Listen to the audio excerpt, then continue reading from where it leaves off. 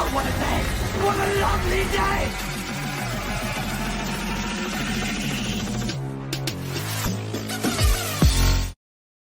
Welcome to Flat Earth Debate Uncut and After Show.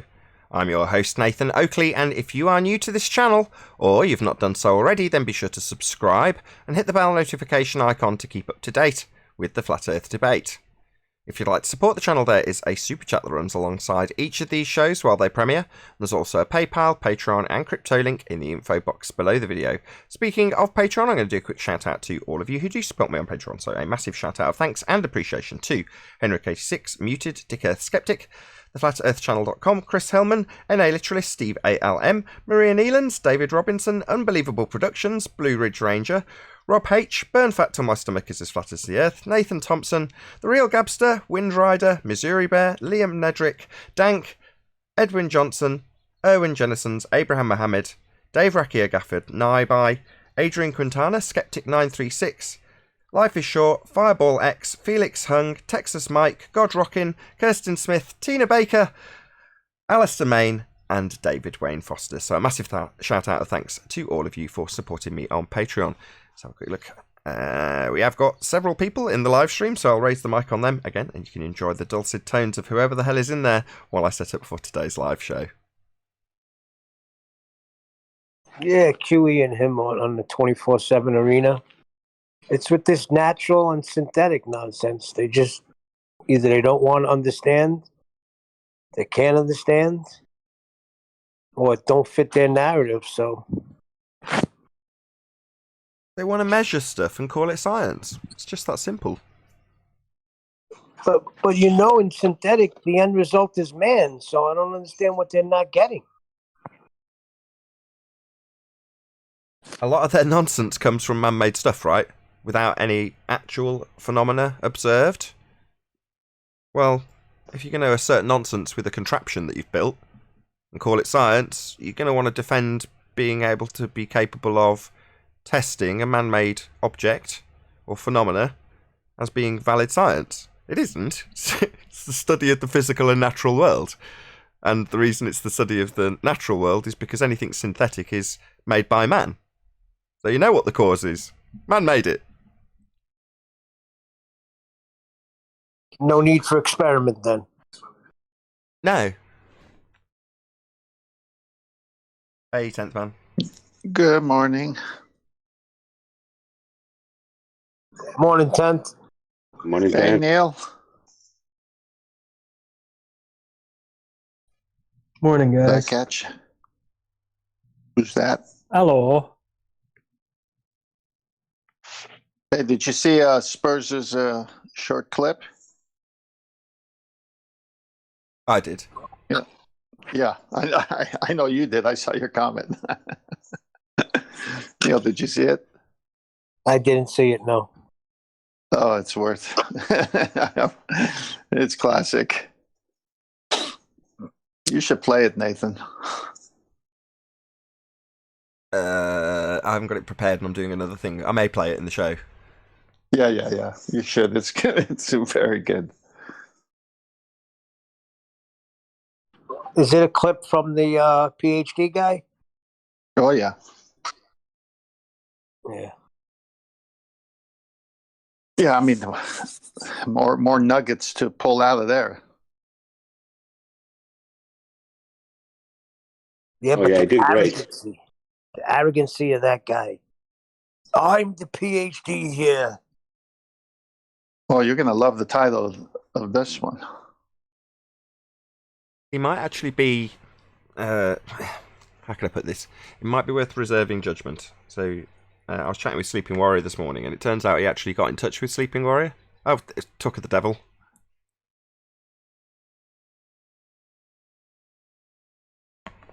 The PhD guy. No, he's just got to wait a couple of seconds for Anthony to sort out his desk of many levels. The desk of many levels. He's got himself voice meter potato, and it's just that much bigger. As Anthony's into that kind of thing. Excuse me. So you're not top banana anymore. Potato took over. Right. That's very strange. There you go. Hello, Anthony. The little bastard. There you go. Google Hangouts had changed the microphone on me for some reason. Well, if you use a banana instead of a potato, maybe you'd be okay. I love the fact that it's called potato.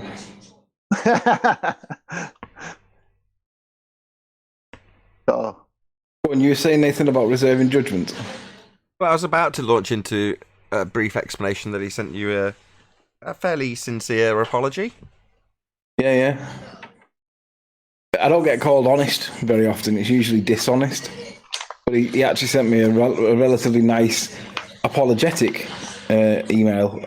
I'll tell you what I'll do. I'll just read like the opening line, the opening paragraph. I'll not read all of it. He just said, "First of all, I'd like to apologise. I wrote some posts in which I called your integrity into question. That was based on some assumptions that I made about you that I now think were grossly mistaken. I was wrong to ever suggest that you are dishonest." And then he goes on to ask, "Can we have a conversation, like a discussion, debate kind of thing?" But he lost his shit with Spurs, didn't he? He lost his shit with Brian's logic, and I don't want to get into a fighty, like shouty thing. He needs to control himself, and so do I. But we should be able to disagree properly, and that's if you can disagree properly, then I'm more interested in talking. But if you can't, then I'm not interested. So do you. You seem to hold your shit pretty well.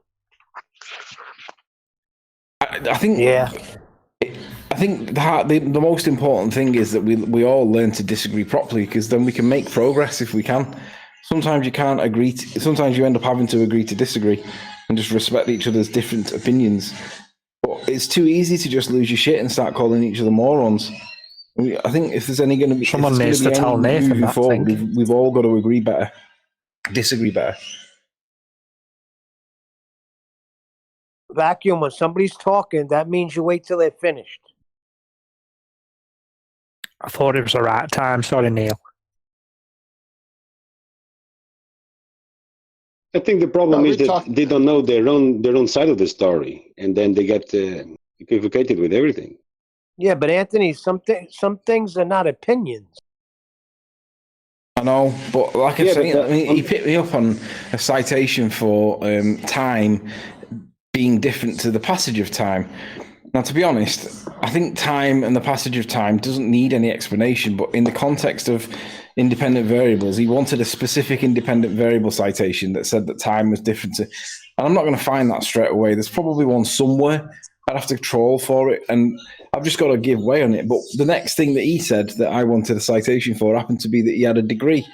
But when he said that he had a degree and he knows more than me, well, because he happened to say that right after calling me on a citation that he then said he would drop because I couldn't support it, he just happened to say that he had a degree. So when I called him for his supporting documentation to prove that he had a degree, obviously he doesn't have one. It doesn't have the citation, right? The certificate or proof or whatever. So then we could drop his claim as well. But by the end of it, he demanded that I respected his authority, like Cartman off fucking South Park. But at the end of the day, if he can't prove that he's got it and he demands that I accept it, then we have a problem, don't we? Because what am I actually accepting? And obviously there wasn't anything to accept. Are we talking about the guy Spurs chemo debated? You talked to him? Fight the Flat Earth. Oh, okay. I was getting confused there. Yeah. Sound more like Fight the Flat Earth. So why are you saying that opinions are at the same level of objective truth? Because if one won't concede and the other won't concede, you're left at stalemate where neither of you can accept the other person might have a point. So what do you do at that point? Stop. Easy. It's very easy. You just said it right there. Say what you said again. Because if you get to a point where neither of you can agree that the other one has a valid point, then what do you do at that point? Well, you go to the objective truth and let that be the determiner. It's not your opinion or my opinion in any argument. It's the truth. And if the truth is objective, it doesn't matter what you and I think. Well, you and me could be of the same thought and be wrong. I know, but when he's arguing that time is a cause in a scientific experiment, it logically follows then that time must be the cause in every single experiment somewhere, because time's always there, right? even though it doesn't really exist. It's conceptual. Well, you're just explaining it again right there. The measurement of an experiment is not the finding of the cause. Okay, so if you did your egg experiment, how much time did it take for you to add salt to the water? Was it the time that it took to add the salt, or was it the salt over time? Time is everywhere in the sense of a measurement. How much time it took for the salt to dissolve. Well, if you didn't stir it, it may have taken longer. But it doesn't matter. It's the adding of the salt that did it. Because if you didn't add the salt, all the time in the world wouldn't have done it. I agree. That's what I said to him, and he can't accept it. So well, by virtue of that, then he yeah, no, but what do you do though if he won't accept it? It's like, do you call him a moron? He's oh my gosh, Anthony! If you're watching a football game and the team loses 3-0, but they refuse to leave the field because they don't think they lost. Come on. No, yeah, let him stay there. Let him stew in it. Time would always be a constant in any experiment. So, in spite of the fact that it's conceptual, however you qualify that concept, it will always be held constant in any experiment. Not to say that stopping time, holding it constant, isn't what I mean. What I mean is the passage of time will always be taking place. It's the medium in which all things take place, if you want to look at it in that way. But that doesn't mean it's the cause of all things. But the problem is, if I know that if you go to Google and ask, is time an independent variable, there's about 15 results that say that it is. So it's like, it's difficult to argue against that when there's so much apparent supporting citation. Show me time causing anything ever. Show it me. I asked him to go back to 10 o'clock. It was 11 o'clock. Or I asked him, it was 10 o'clock, and I said, can you go back to 9 o'clock for me, please? And he's like, that's stupid. Don't be stupid. And I'm like, that's my point. Well, so he understood the point. He just refused to accept it. If you're asserting that time is an independent variable, i.e. cause, show me it caused something. Simple. It's really simple. Yeah. I completely agree. But the problem on that one is that when you look on Google to see whether or not there's supporting citations that it is or is not, there's loads of fucking blog sites or Quora, Forbes, M. Scott Veach type citations that say that it is. Yeah, but you've heard QE say many times, a citation is important, but you still have to demonstrate the citation to be true. I agree. Hold on. I agree. Hold on. Before you get there, no. Citations are not the argument. It sounds like a lot of what you've done with Flat Earth is go, give me a citation for that, give me a citation. No. The citation may support your argument, but I very rarely cite anything ever. It's like, I don't need to cite it. I'm saying it.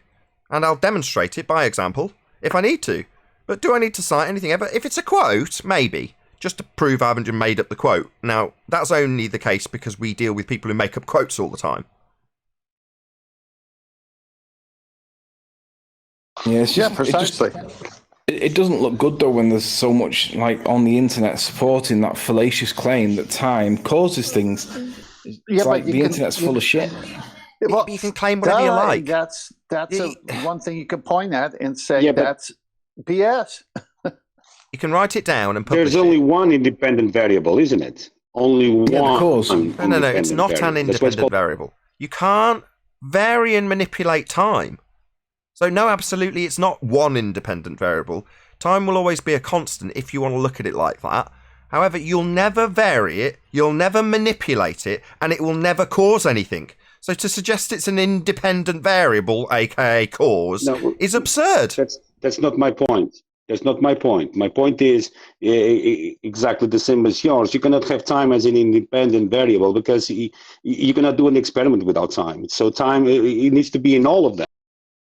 Yeah. What about exposure time? What about it? Aren't you varying that? So is that a natural phenomena that you're observing that you need to figure out the cause of?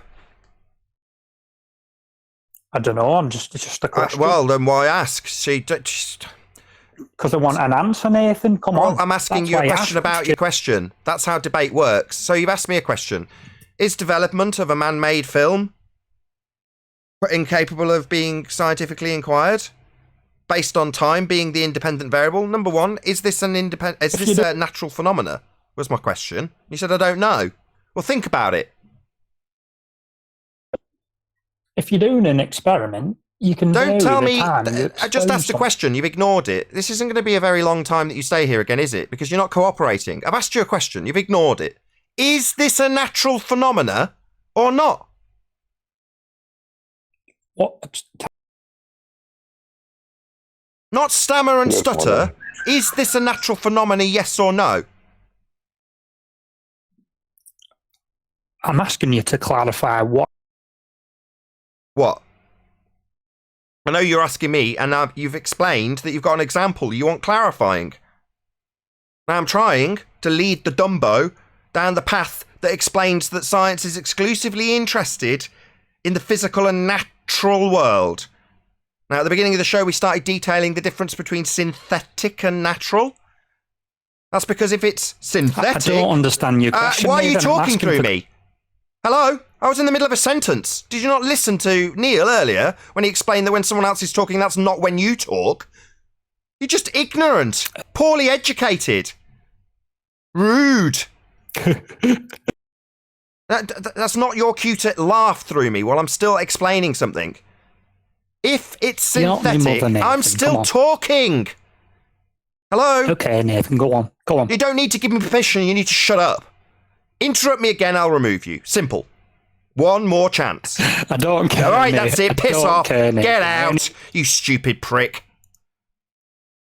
If it's film that you're talking about, then that's man-made. So we know the cause, a man made it. Not that we're ever going to get there with this fallacious prick going around in circles indefinitely obfuscating the question. So he can piss off.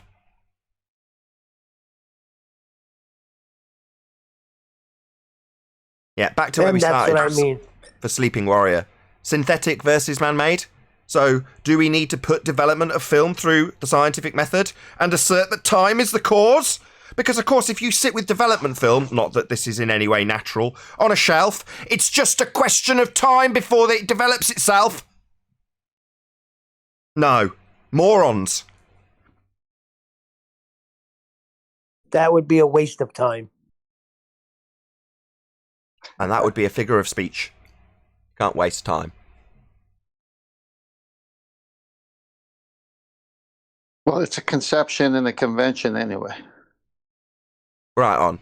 It's definitely not a cause, but I was trying to get Anthony back onto his track, which is to say that this started out with whether or not we can qualify something man-made as worthy of experimentation.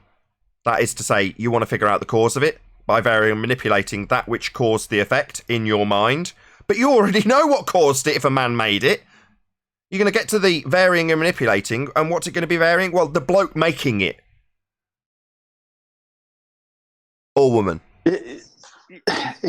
I think Anthony had a deeper question, and I was trying to get to that one. I think we've kind of taken care of time here pretty well.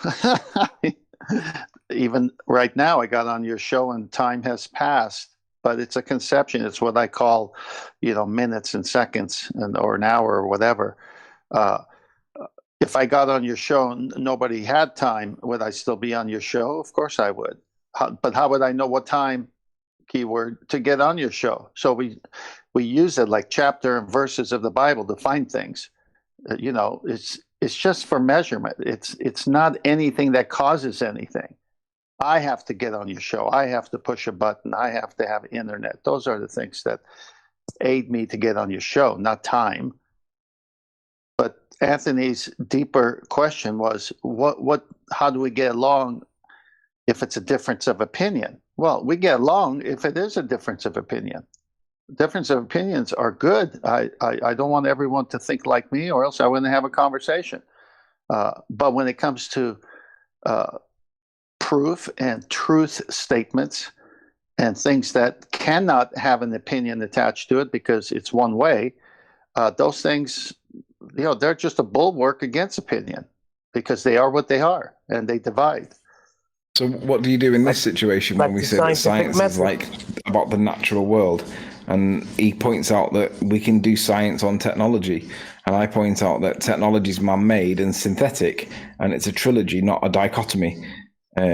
he wouldn't have it. It's like you have to have the distinction between natural, synthetic, and supernatural. And he just wouldn't accept it. I'll tell you what I do.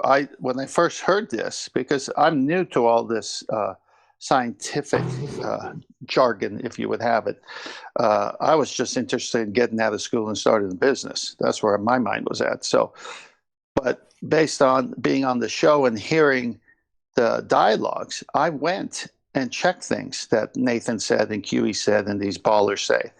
And when I went to what is a scientific experiment and how does it work, I mean, it said, they all say natural world. It has to exist in nature, not caused by man. I mean, I personally went and looked for these things. So if a baller tells me it's anything otherwise, I said, go do your homework and come back.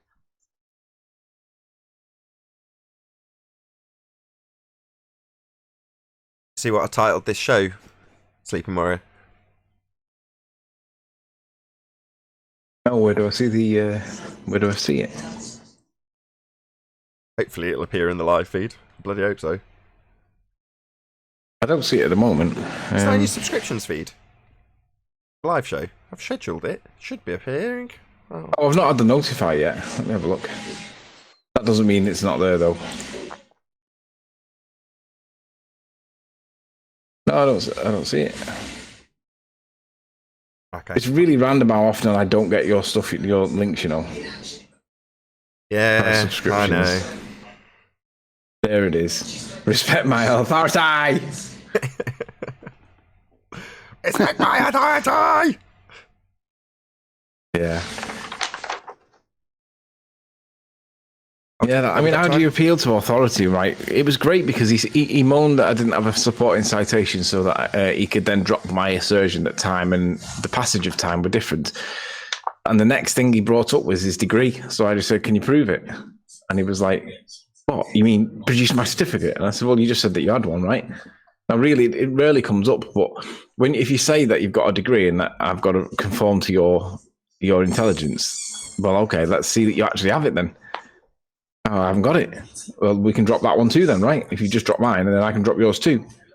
But I have a degree. I don't give a shit. If you're going to drop my previous, then I'm going to drop your current because of the same reason. Well, but what does that prove if you have a degree? Who cares? It doesn't prove anything. Was a lie and was parroted by thousands of people before you. Who cares about your degree? It doesn't prove anything. But by the same token, that's the people we're dealing with, right? And that being the case, Dr. John D sent me his PhD. And said, do you want to see the work that went alongside it for me to get the accreditation? And I was like, no, I trust you. But he sent me the certificate so I could see it. And he did that so that should I be challenged, I don't have to fumble and go, well, I haven't actually seen it. Because he knows somebody's going to ask. And I can just say, yeah, I've got a PhD, I've seen it. He did the same to me. Right, because he knows the environment we're in. Now, if we were in the pub and he told me he was a doctor of spectroscopy or whatever, I wouldn't necessarily instinctively go, prove it. In fact, quite the contrary. But he knows the environment, that's all that is. And Anthony does, that's why he's used it as a nice little weapon. I just used back on him what he used to me. It just happened to be the next point. It wasn't like it was indiscriminate. It wasn't aimed at that. It just happened to be the next one. But I was making the point that if you're going to criticize me for not having a citation that specifically states that the time and the passage of time within scientific method and independent variables are blah, blah, blah, then guess what? When you bring up your next point, I'm going to do the same. So I did, and it happened to be on his degree. Nice. We call them pseudoscience or pseudoscientists because they have degrees that, for lack of a better word, bastardize true science. So inconvenient truths they don't like. But that's the conclusion. Well, now you've mentioned it, I was going to wait for the live show, but I might as well bring it up in this pre-show as well. So that's the concluding point I got from your summary of your time on Fight the Flat Earth, which was to say that the thing that the people who are fighting us will lose in the examples of Fight the Flat Earth and the dude, I don't know his name, the guy who was respect my authority, Spurs, him. Well, that typifies what they will lose based on what we highlight. So we highlight that utilization of non-adherence to the scientific method is pseudoscience, And that by default, when they claim they've got science, makes them pseudoscientists, practitioners of pseudoscience, whatever you want to call them. And that's not good if you're used to just saying, this is how it is. I got a PhD. And people just go, all right, oh, well, that's correct then. Well, that power will be lost based on what we do.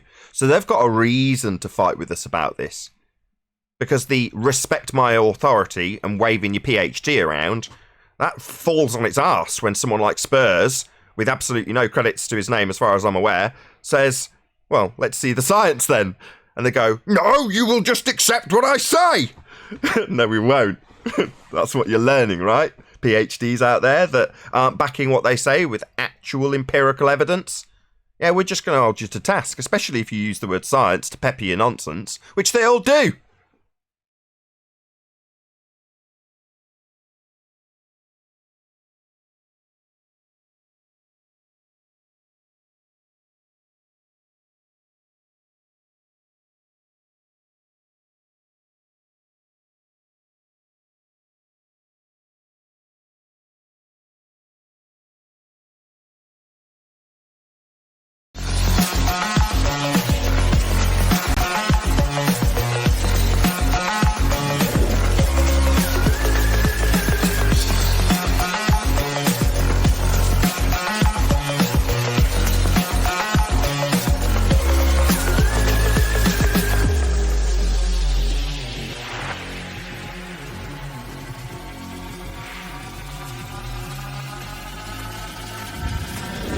Oh, what a day! What a lovely day!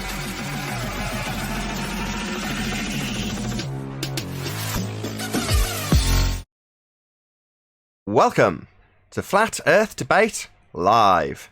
I'm your host, Nathan Oakley, and if you are new to this channel, or you've not done so already, then be sure to subscribe, hit the bell notification icon and join button if you'd like to become a Nathan Oakley 1980 channel member and keep up to date with the Flat Earth Debate. If you'd like to support the channel, there is a super chat that runs alongside each of these shows while they are live. There's also a PayPal, Patreon and crypto link in the info box below the video. Most importantly, if you'd like to join the discussion, simply mute the page you are currently watching, then click the link in the info box below this video to join the panel and express your views on the nature of Earth. If you do join, please don't swear. If you do, you'll be ejected, and if you are, please don't try to rejoin the stream using sock accounts. You'll be warmly welcome back on the next stream. Please also share the show on social media. Sharing the show obviously increases the live audience, but this in turn increases the chances of a more diverse panel, so please share the show. And one last time, if you're new to the channel or you've not done so already, then be sure to subscribe and hit the bell notification icon and join button to keep up to date with the Flat Earth Debate. Now, we are joined by 10th Man, Sleeping Warrior, and a whole bunch of people in Discord, so welcome one and all. Hello, hello, hello. Alrighty then. Hey, Sleeping Warrior. Hey, hey, hey, hey. Hey, hey, hey. Morning. And Paul Hall as well. Hello, Neil. Good morning. Hello. Hey, Paul. Hello, good morning. Welcome one and all. Any signs of a physical geometric sphere edge horizon, formerly known as Earth curvature or Earth curve? Not even if you hold a degree. No. Degree? Is that a knock on the fact that they don't have any angular size measurements in the curve maths? From time to time, they say they do, but yes, I agree with you. From time to time. Well, that's the cause of all things, is it not? Oh yeah, time causes everything. Watch what you're saying. Hey, Arwin, good to have you. Hello. Hello. Watch what you say. Right, no Earth curve then. Watched Sleeping Warriors hang out with Flight to Flat Earth yesterday. We've Yeah, been did you trying watch to it, avoid Arwin? talking about it. Was in Funning about chat. it. He just denied everything, reasserted his position, and when I tried to talk to him and disagree with him properly, he just, towards the end, he just started over-talking me, and I was just getting a bit cheesed off with him, so... You can't talk to somebody that just refuses to accept that there may be alternative explanations, and kind of a waste of time in one sense, but at least he now realizes that gravity is not a force. That's massive progress for a guy that loves gravity that much that he wants its babies kind of thing. He's definitely changed his position, and that's good. We'll see how long that lasts. Yeah. You know, gravity regress syndrome. While we're on the Always fall subject, back. any scientific evidence of gravity?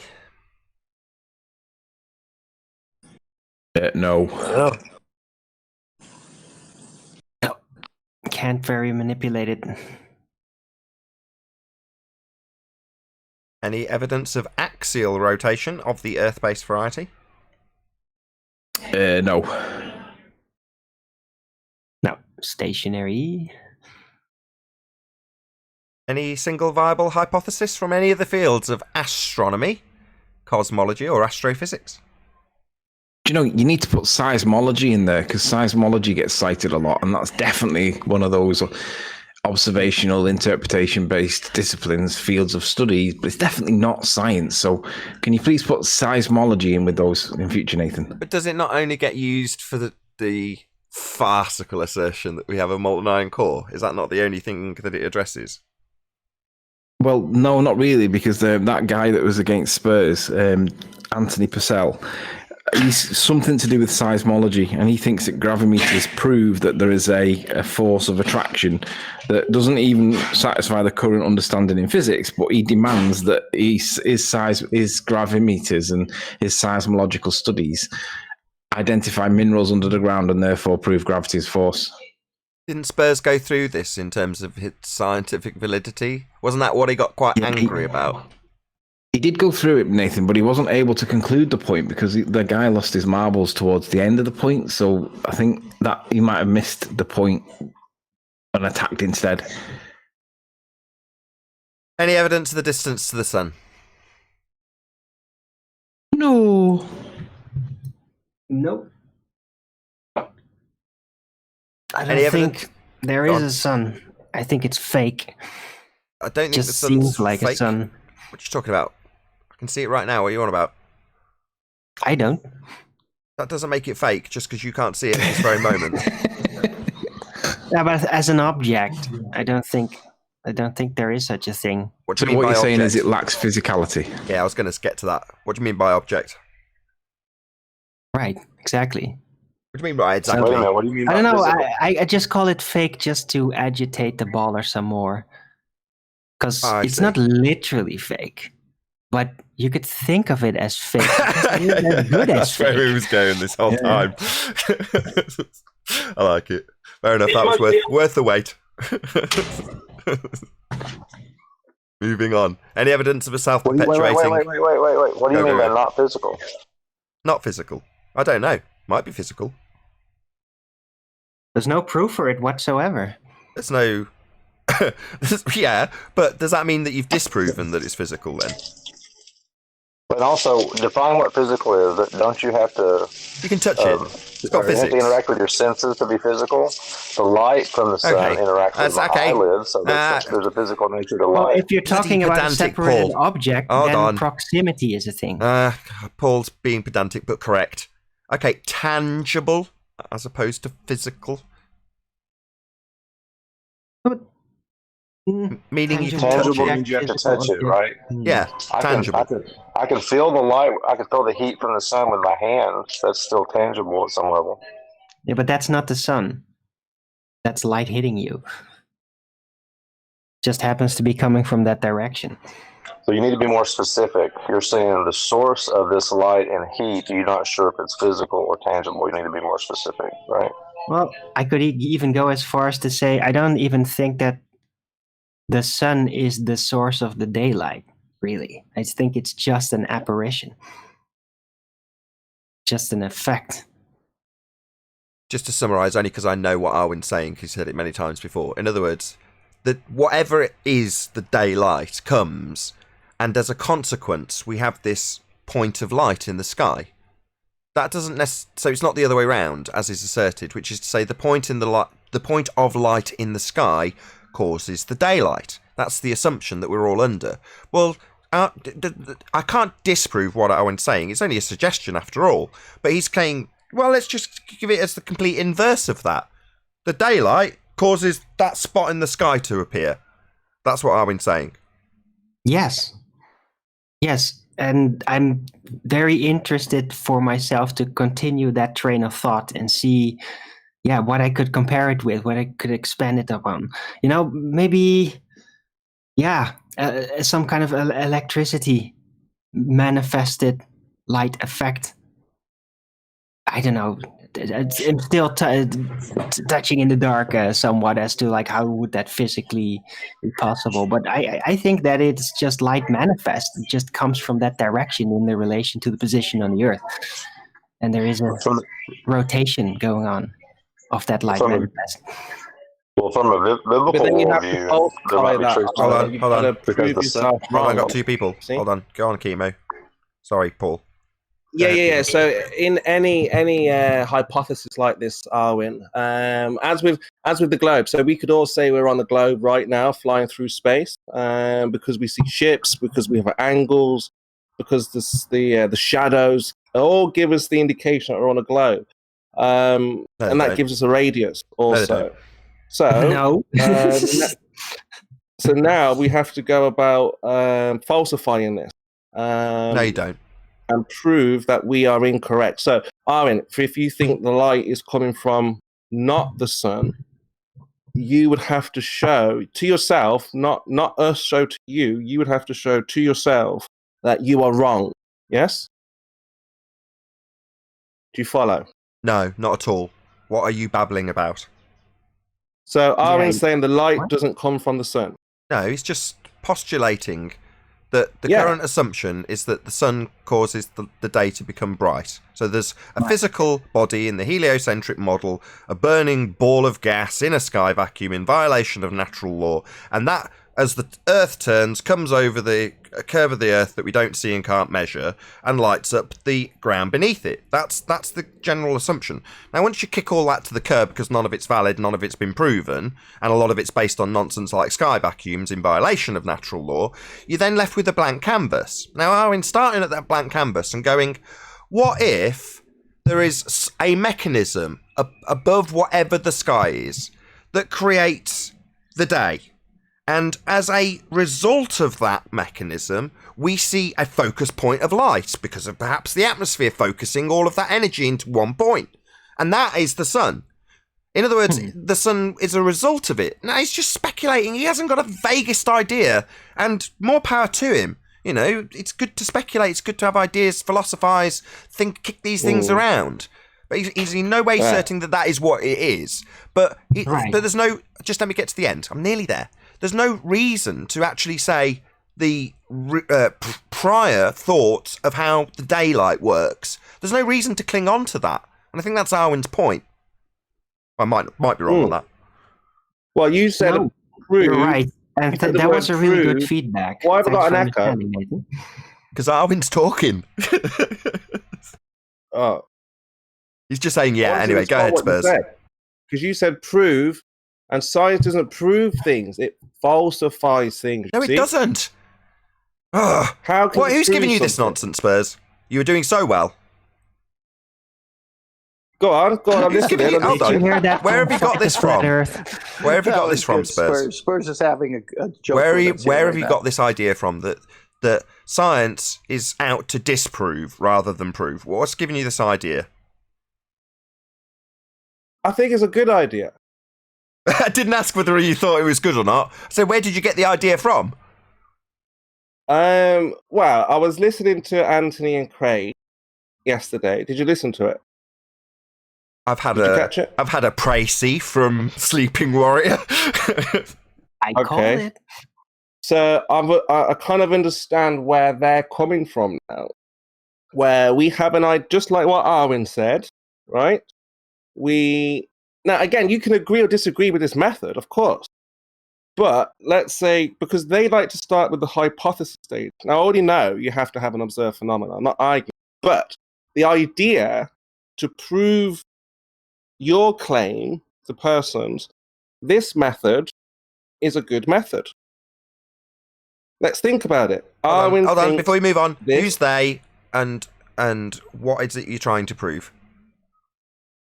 How can you prove something? By systematic experimentation. That's what science is for. Proving cause. Yep. And until you get to that point, you're going to have to try to understand what you're dealing with in If the first something place. is already to get to known, next like if step. the cause and effect already happens anyway, are you saying that you, the individual yourself, has proven what already happens in nature anyway? No, I'm saying that. Do you want me to take you through the scientific methods? No. First? I'm saying that we see an effect in nature. Yeah. You're going to say, I know the cause. I've figured out the cause to that when the cause is already true. It's already a fact, right? So you haven't yourself shown something because it's already a fact.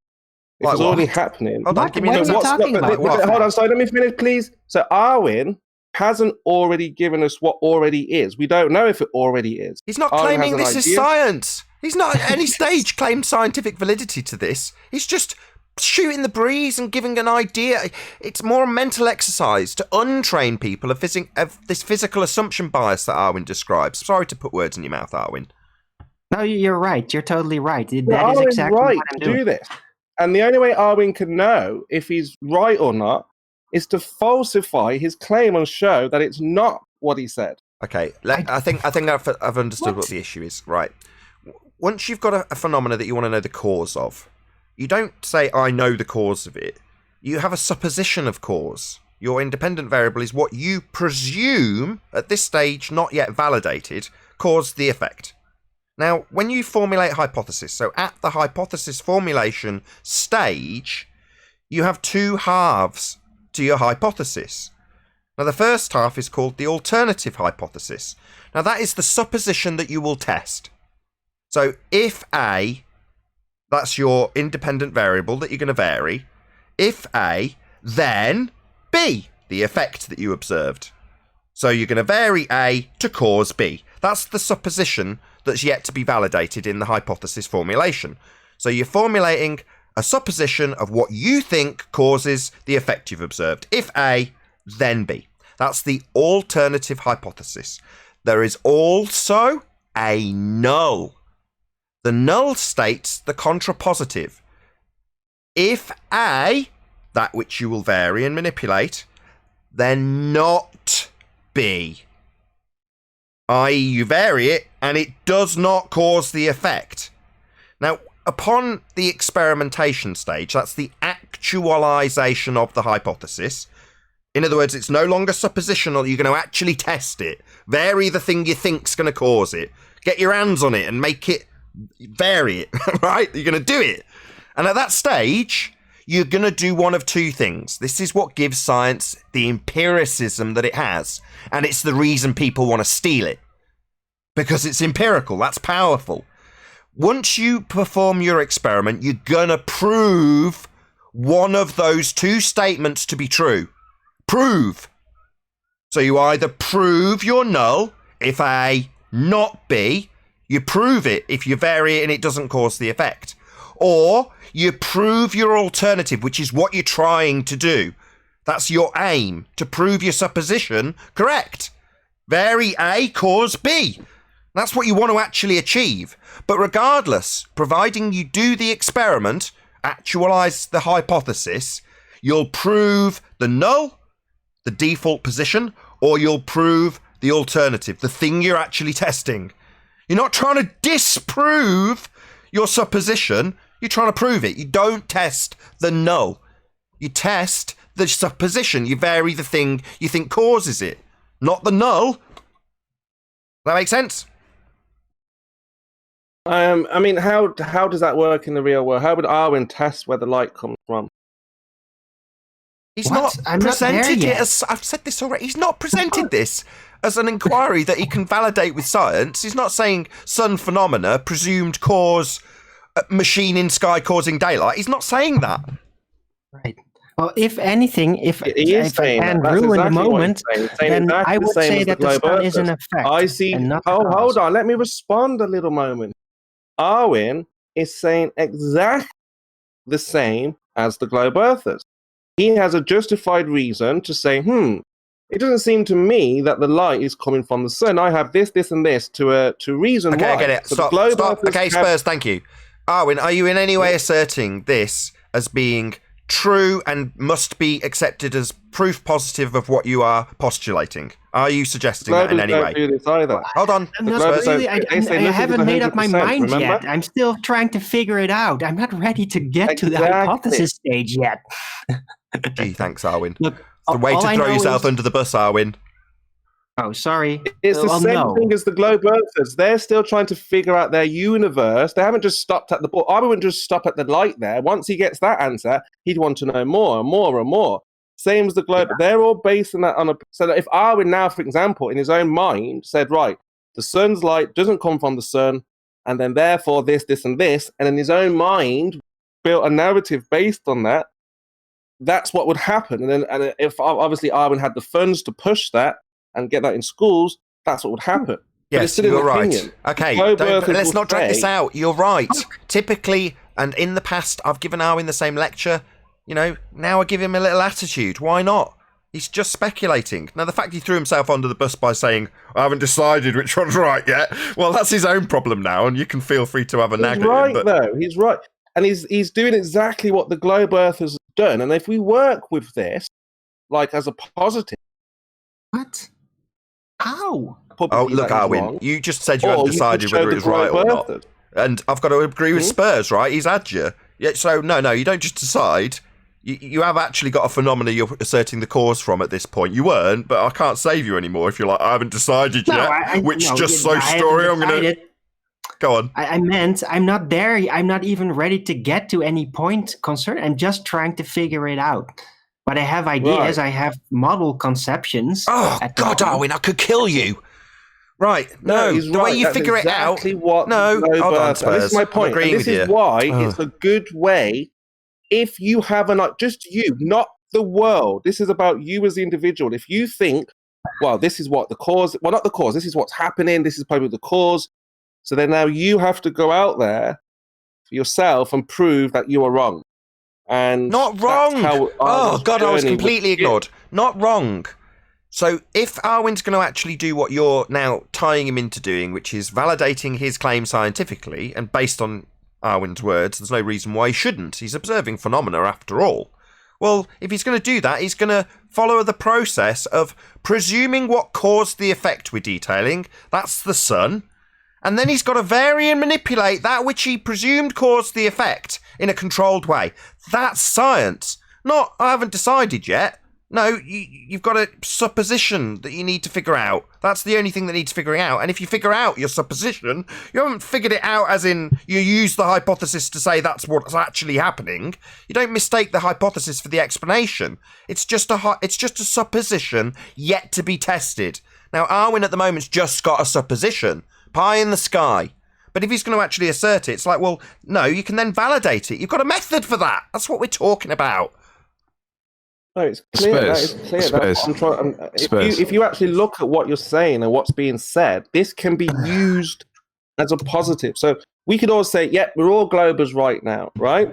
So we just need a number. How big is the Earth? They tell us 3959. Okay, so we all agree we're all globe. Now we need to go and show that it's not a globe, or that it's not the 3959 miles that they tell us. No, we don't. We don't have to disprove. You're begging the question with science. I didn't get to finish my point.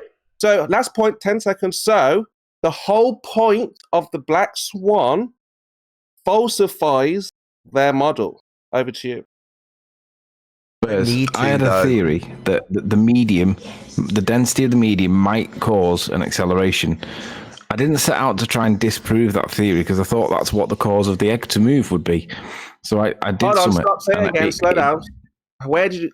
I wasn't setting out to disprove something. I was setting out to see if it did cause it or not. And it did. Again, Rumpus. What did you see? Try again, Anthony. Just you could Spurs, please. What did I see? Some things appear to float on water, some things appear to sink in water, and other things seem to be suspended within the water. That was my observed phenomena. Okay. So that's different then. You're not hypothesizing something based on nothing, or based on not a lot of evidence, right? I'm basing it on the real world. Some things appear to sink, some things appear to float, some things appear to be within the medium. And I wondered whether if I could add a little bit of mass to it, would it influence something and cause an acceleration? So I added a little bit of mass and it did. No, but a lot of these things that tell us more about. So your experiment is in isolation, isn't it? You just want to know about things sinking and floating. Where Arwin or the Globers, no, I wanted to know whether or not if I added stop a bit of mass. equating me with the Globers, Spurskimo. Thank you very much. No, I'm not. And Yeah, it's you a are. good way, Looks Arwin. like the It really fourth is, time you've because said that. we can eliminate Guys, whether you audio. just Listen, point out- right, guys. We can't hear each other. This is audio chaos. I know it's Spurs, but you're just going to have to accept that he will not shut up regardless. Go on, Spurs. Yeah, Arwin's right, and he should be allowed to do this. Any individual should be allowed to do it. Do what? If they think something is happening, they hypothesize. See, because all that's happened, Nathan, is that the Globers And then have got do a what? way to test if they're wrong or right. Okay. Yeah, but you said you were trying to test this to try and disprove your theory, but I wasn't trying to disprove. I was trying to No, but see that's the whether if I difference. added a I say bit of mass, it's would in it cause an isolation. acceleration? Oh, right? God. Spurs, please. Can't hear what he's saying. I was just pointing out, Spurs, that I wasn't trying to disprove my theory. I was trying to see whether or not I could prove that mass did cause an acceleration relative to its medium. I wasn't trying to disprove it. I was seeing if I could prove it. So you thought it was mass. So you got to say now, I'm going to prove it's not mass. No. Why? How do you prove a negative? No. That's why I explained the null. Because where did you get the word mass from, Anthony? I suppose I'm going to reiterate something I've already explained to you. When you say hypothesize, that is the formulation of a hypothesis. You've got a supposition. His supposition is the mass will be varied and cause the displacement. So he's got the dV, the displacement. He's observed it in nature. What causes that? So he adds a bit of salt to increase the density of the water. That's an experiment. But he also had a null. The null was if he varies the density, it will not displace. That's if A, not B. Now, if you test your supposition, trying to prove it by varying the thing you think's going to cause it, and it fails, you validate your null. That's to say, if A, not B. But that's the empirical nature of having the scientific method with an alternative and a null, because at the end, you get to the point where you've disproved your supposition. You've proven your null. It didn't cause it, but you're not testing it to check if it doesn't cause it. That's not how it works. You're not trying to disprove it. You're trying to prove your supposition correct. Okay, so again, the black swan was there to what? To prove, to falsify, to show that the globe. So when Mitch or whoever went out there with the black swan image, they were like, shut up. No, Spurs. Pardon? It's not a scientific argument. It's a logical consistency argument. okay, so let me just try this again. So if we're told, and we all agree, everyone agrees that the Earth is 3959. We've been throwing that number around for what? We don't. We've done this Because once we all before. agree that what we've been told is 3959. Spurs, I'm trying to help you. Just keep waffling. No. We don't all accept the Earth. Let's try. This is never going to end, is it? No, we don't accept the begging the question fallacy. Yeah? The fact that they automatically fall back on begging the question just means we've had to take it one step further and debunk their presupposition of R. That doesn't mean that we all accept the premise set out in Modus Tollens. It doesn't work like that. You're being a baller, telling me that I've got to prove R. No, I don't need the black swan. So what's the black swan Spurs! I don't need it. The fact is, every argument they present starts with what you've done. So we all accept 3959. No, that's begging the question. I don't automatically accept we're stood on a sphere. so you can make your Nathan, argument let me make respond, sense. I'm not gonna Spurs! talk at all. I brought this Spurs, up. I don't want to Right, kick I'm not you out, talking. right? But if you keep interrupting me, I'm going to have to. I'm trying to help you. You're setting out the example like the ballers, demanding that we all start with the premise that's set out in a modus tollens logical consistency argument, because that's how the P statement's laid out. We don't accept that. Now, because they refuse to accept that begging the question's a logical fallacy, and they use it anyway, we've had to go further than just say, no, assuming the Earth is 3959 radius is begging the question. That's why I keep saying no. We won't accept that from the outset. From them, when they start laying out their arguments.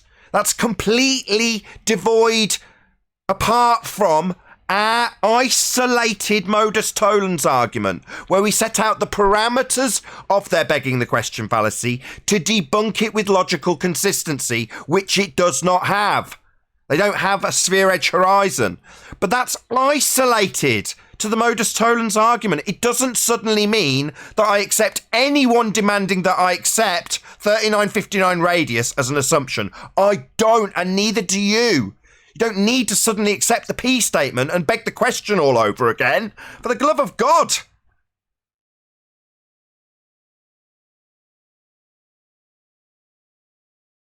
I bet you don't give me half as long as what you've had there. Okay, so you do accept 3959 because do I? we've been using. No, I don't. I'm about to explain why. Yes, I don't. I know. I want to get. Why are you telling me you do? You don't. What the hell's going on? I just said I don't accept it under any circumstances, and I'm not ever going to have anybody lay down an example that utilises 3959 as an assumption at the beginning. Your response is you do accept it. Are you deaf? No, I'm talking about the black swan. I'm giving my Are you opinion. trying to and if I mind can't give trick my opinion? What is the the point of me Jedi mind trick speaking? Nathan per schema? I don't accept the 3959 that's laid down as a parameter in P to disprove that parameter. That's totally isolated. Why do you accept then the 1 foot observer? What's that in relation to? I don't. We disprove it with the black swan. At 1 foot? Yeah, at 1 foot, their assertion is that you've got a geometric horizon at 1.2 miles. That's the assertion in P in modus tollens. Yeah. Well, yes. that doesn't mean I accept that premise, because you later So go what on in are you modus debunking tollens to it for? debunk it. Why say 1 foot we can see further than you're supposed to? The That's horizon's their not where it geometry, is. Spurs. They're begging the question. That's their begging the question fallacy, Spurs, not mine. I don't suddenly accept that. Forget it. Okay. No, I just don't accept anybody ever demanding that I beg the question. That doesn't... Even you, Spurs, won't get away with that.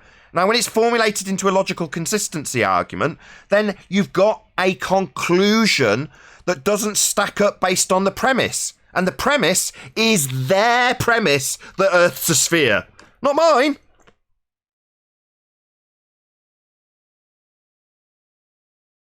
I don't really understand this conversation. And the Hang point on, is, hang the on. point This is, was too long-winded the point to is begin with. The argument is the point this. is, Hang Spurs, on. get his point. Hold on, 10th man. Go ahead, Spurs. so the point is that we do accept their number because we go out there actively using 1 foot, 2 foot, 3 foot and saying, well, what you said where the physical horizon should be is not in that place. We're referring to their model. We're not referring to just a random idea that you can see this far or that far. They've gave us a number. And we're saying, well, no, that number's not correct. We have falsified your model by proving the objects are not in the place that... So you, me, all of us have accepted the model. Otherwise, we wouldn't go out there trying to... What's the point of going out there? Why would you even go out there? You came out there with me to the beach, making measurements, looking at lighthouses. Why? What would be the point of doing that? Because trouble. there's an answer. Because... Oh, God. Never a back and forth. It's always everyone else on the panel deciding that it's their conversation. Because, Spurs, even debunking their logical fallacy of assuming their outcome isn't enough. I've already told you. So we've had to go into their logical fallacy, which they won't accept is fallacious, to assume your outcome, and debunk it from within, pointing out how it doesn't work even when you assume it. So we've had to go even further, because we're dealing with zealots. That's why. May I say something? Just let Spurs respond one last time, then yes, 10th. Go ahead, Spurs. Thank you. Which is why Anthony begs the question, I will beg the question. In order to destroy, you have even begged the question. You've said, your model says this, meaning I accept that you say your model says this, and I'm going to show you your model doesn't say what you say. Perfect. I accept that they accept it. Yeah, that's fine. Right, so you accept the number that they accept. I accept that they accept it. Yeah, you don't say it's not 39.50. It's this. Yeah, I do. You don't come That's with exactly your own what number. I say. This is driving me nuts. We say that every day, Spurs. It's exactly what we say. Okay, let's just say it right now. Earth definitely not a sphere. Earth definitely doesn't have a radius value. That radius value that is assumed by fundamentalist zealots, even though it's begging the question, is definitely not the value they give. It doesn't have a value. We don't have a radius. Is that clear enough, Spurs? No, because we tell them if P. So on the condition that the Earth is this, and we agree if it is this, then we should get that. That's the point of the argument. Anyway. No, the point is we don't get what it's supposed to have. Not that we're suddenly going to beg the question. That's not the point. My God. Go ahead, 10th, man. This is driving me absolutely up the wall. This is simple.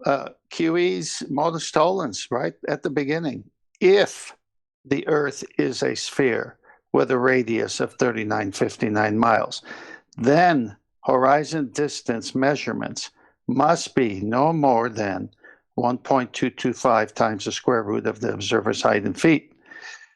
Okay, so here's the words, Spurs. If the Earth is a sphere with a radius of 3959. That doesn't mean I agree with it. 10th, I'm asking you a question. You said if P, then Q. Who's going to do the checking? Who's going to find out if that's true or not? We test it. We then affirm. You then get the following part of the logical consistency. Not Q. Therefore, not P. Who's going to check it, though? That's what the bloody black swan is. That's what that photo demonstrates. So you checked it against that number?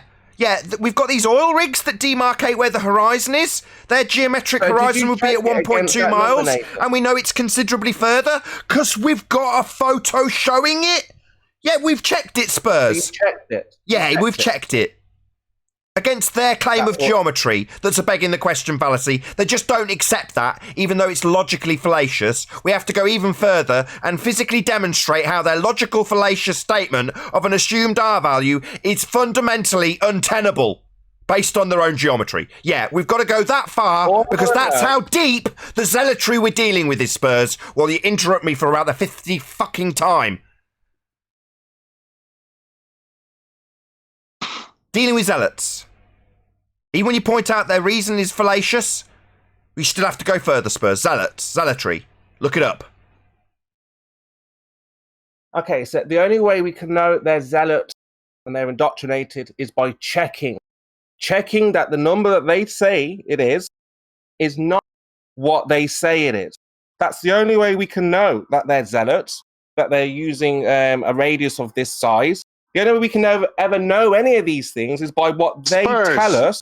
Spurs, let me have a conversation with you. Now remember, let's look at it like this. If Arwin had his own thought that the sun does something with the light, and then we didn't check, accept what Arwin says, okay, you think this is what happens, and then Arwin said, yeah, this is what happens, and then built a whole narrative based on what Arwin said because we didn't check what he said, this would be in the same problem right now. So you have to accept something to check it in the first place. We say, okay, you think this is what happens. Let's go and verify that. If you thought, not at all, I don't believe at all for 1 second that happened, you wouldn't even bother trying to falsify it. No, Spurs, stop. No. Look up the word supposition. Just do it right now while Arwin responds. Look it up, supposition, and read out what it says, please. Arwin, do you want to respond to that? I was just outside for 5 minutes, so I have no idea what you're talking about. He said you were ace. That's all he basically said. I'm just summarising and paraphrasing. He just basically said Arwin is ace, and I totally agreed with him. Oh, okay, thanks. I guess. Thank you, Spurs. Any evidence that you can have gas pressure without the necessary antecedent of a container to press upon? No. Nathan, I put the definition of supposition in chat if you want to have a read. Chat. What's chat? Chat. Thanks. Okay, In the live stream credulous chat. belief in supernatural. Oh no, that's superstition. Sorry, supposition. Okay, supposition, a belief held without proof or certain knowledge, an assumption or hypothesis. Yeah. So, Arwin has a supposition. It's not some story that we suddenly need to hold true and disprove. It's just a supposition. Yeah. Don't need to disprove your suppositions, and that's what the scientific method is based around. Proving them.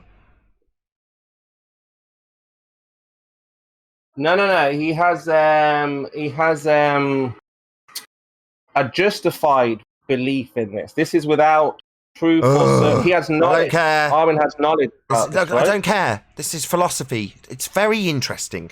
However, science is empirical. Now, your supposition can be validated.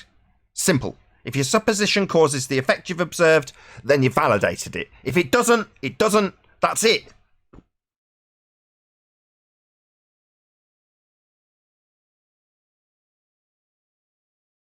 Anyway, so Arwen, I'm in order to confused, Spurs. You've taken the Black Swan, destroyed these ballers for a good while now with this argument. I don't understand what you're like. What are you confused about? He's not confused. So what I've done is taken their model and said, this is the size. Let's agree. Now, if this is true, we should see this. Once they do not see this, their idea is out the window. Yeah, and typically, Spurs, you shouldn't need to disprove someone's pie-in-the-sky idea about the world. I don't need to disprove Arwen's complete twaddle about what the sun might do. I don't need to disprove that. Now, if he wants to claim it as real, he needs to prove it. The burden of proof's on him, and he's got a method at his disposal to do that. I don't need to disprove it. And it's fallacious to assert that I should have to disprove some just-so story. That's complete fallacy. But that's the situation we're in with the globeheads. It doesn't matter that you point out that their reasoning's totally flawed and fallacious. They still hold it anyway. No, it's acceptable for me to still beg the question. I know I'm on a sphere. I'm a fundamentalist religious zealot. I know I'm right. So then you've got to go, okay, so now I've got to disprove your begging the question fallacy. Okay, well, we'll do that too. And we have. But we didn't have to. We're just dealing with zealots. And that's the lengths you've got to go to with a zealot. Will they still hold on to their zealotry? Oh, absolutely. They're still zealots. And they've conceded that they because you are right, are Nathan, in the first place. 100%. Mick West conceded that years ago. I mean, I don't get it. Nathan. So look, the idea is that again, you are right. Okay, so you've outlined perfectly why you shouldn't do this, but this is the problem. These ball earthers will not take responsibility for their actions or themselves. Now, it's not your problem. Just like I said to Arwen, bloody evangelist, bloody flat earth evangelist. That's not your problem. It's not your problem, Spurs. You're not in their head. That you're not responsible for them. That's not your problem. Yeah, we have to. No, we don't. Yeah, it is. No, I know what's coming. Yeah, no, we don't. That's not your business. You bloody flat earth evangelist. It is. No, it's not. You don't get to decide what I believe, Spurs. But nah, that's now, they won't evangelize Nathan, but that's why I have to. So they won't take responsibility for their own action. Now, remember, I said to their Arwen, problem. It's not your problem. That's their problem. And it causes them their pain. Now, the fact that they've spent the last 5 years projecting that onto you, now it seems you're actually conditioned by them to believe that that's your problem. And you need to find answers for them. That's their problem, Spurs, not mine. I just laugh at them. Spurs, are you pushing the rope again? No, I'm not going to laugh at like I said, with Arwen here, we said to Arwen, this is your idea, it's for you to disprove. So now if Arwen was lazy and said, no, I'm not going to do that, then if I felt, okay, Arwen, I'm going to show you that your claim is wrong. So we've done that essentially. Spurs, can I ask you a question? Can I ask you a question real quick, Spurs? Do you feel the same way about this PhD that absolutely disrespected you the other day? as you just asked him simple questions about scientific method. Do you feel the same way? Do you feel sorry for him or something? As he told you to respect his authority. On the end of that, Chocolate, it looked like he almost wanted to end. I mean, I hope he's okay. Because his whole entire career has been ruined as a result of this. He was trying to explain the Black Swan. Go ahead, Spurs. Who gives a shit? That's his problem. No, I do. Spurs, can you just repeat your last statement, please? What did I just say? About his career? His ruined career?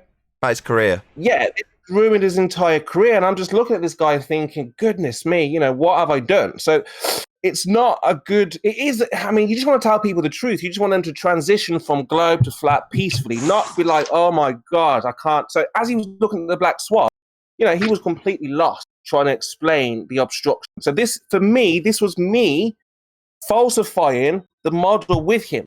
So he would have never have done that himself, right? Until I said, hey, look, let's agree the Earth is 3959. We're on a globe. Let's agree with that. Now, if it's not a globe, I mean, this wouldn't happen. How do we... So he couldn't explain any of this. And for me, this completely rocked. And, it's going to reshape the way he sees or debates in the future because he couldn't explain how the physical horizon was now behind. Okay, what the bit I wanted you to focus on was something that Anthony and myself discussed this morning, which is to say that if you are amongst the people who've been, in good faith, educated in a field that asserts itself to have scientific validity and empiricism, and based on their accreditation at the end, they expect people to respect their authority and understand or stand under what they state with authority because they've been educated in a particular field. And what you are doing, and what I am doing, and what Sleeping Warrior is doing, and what Quantum Eraser is doing, and Arwin's doing, and Chocolate's doing, and 10th Man's doing, is relinquishing them of that power by exposing the fact that they don't actually have that which they claim. That would be science. Now, if you are in a position that's got quite a lot of authority and power to assert, based on the science that you say you've got, and we come along and say, well, Mr. Scientist, like you did, Spurs, what's your science then? And their response is to get very angry and tell you that you haven't got any certificates, you should listen to what he says. Well, that's going to potentially affect his potential for earnings, the respect people pay him, things of that nature, things that people hold dear. So he's got a good reason to fight with you, hasn't he, Spurs? And from what you're saying, you're feeling guilty because you recognise that you're taking that away from him. Absolutely. It was awful. I mean, I'm just looking at this guy's face and I'm just thinking, goodness, But obviously I can't stop. I've got to keep going. I've got to press. I've got to strike while the iron's hot and, just really, push it home. Look, this is not a physical horizon of any kind. And, you're just looking, he was looking more ridiculous trying to explain. He called it a different kind of refraction of a different character. Yeah, refraction of a different character, and it was just like whatever the hell that means. What letter did he think it had? It's just that's the only character, the refraction that they assume when they assume Earth's a sphere, and the atmosphere, oxymoron, is bent around the presupposition of an R-based sphere.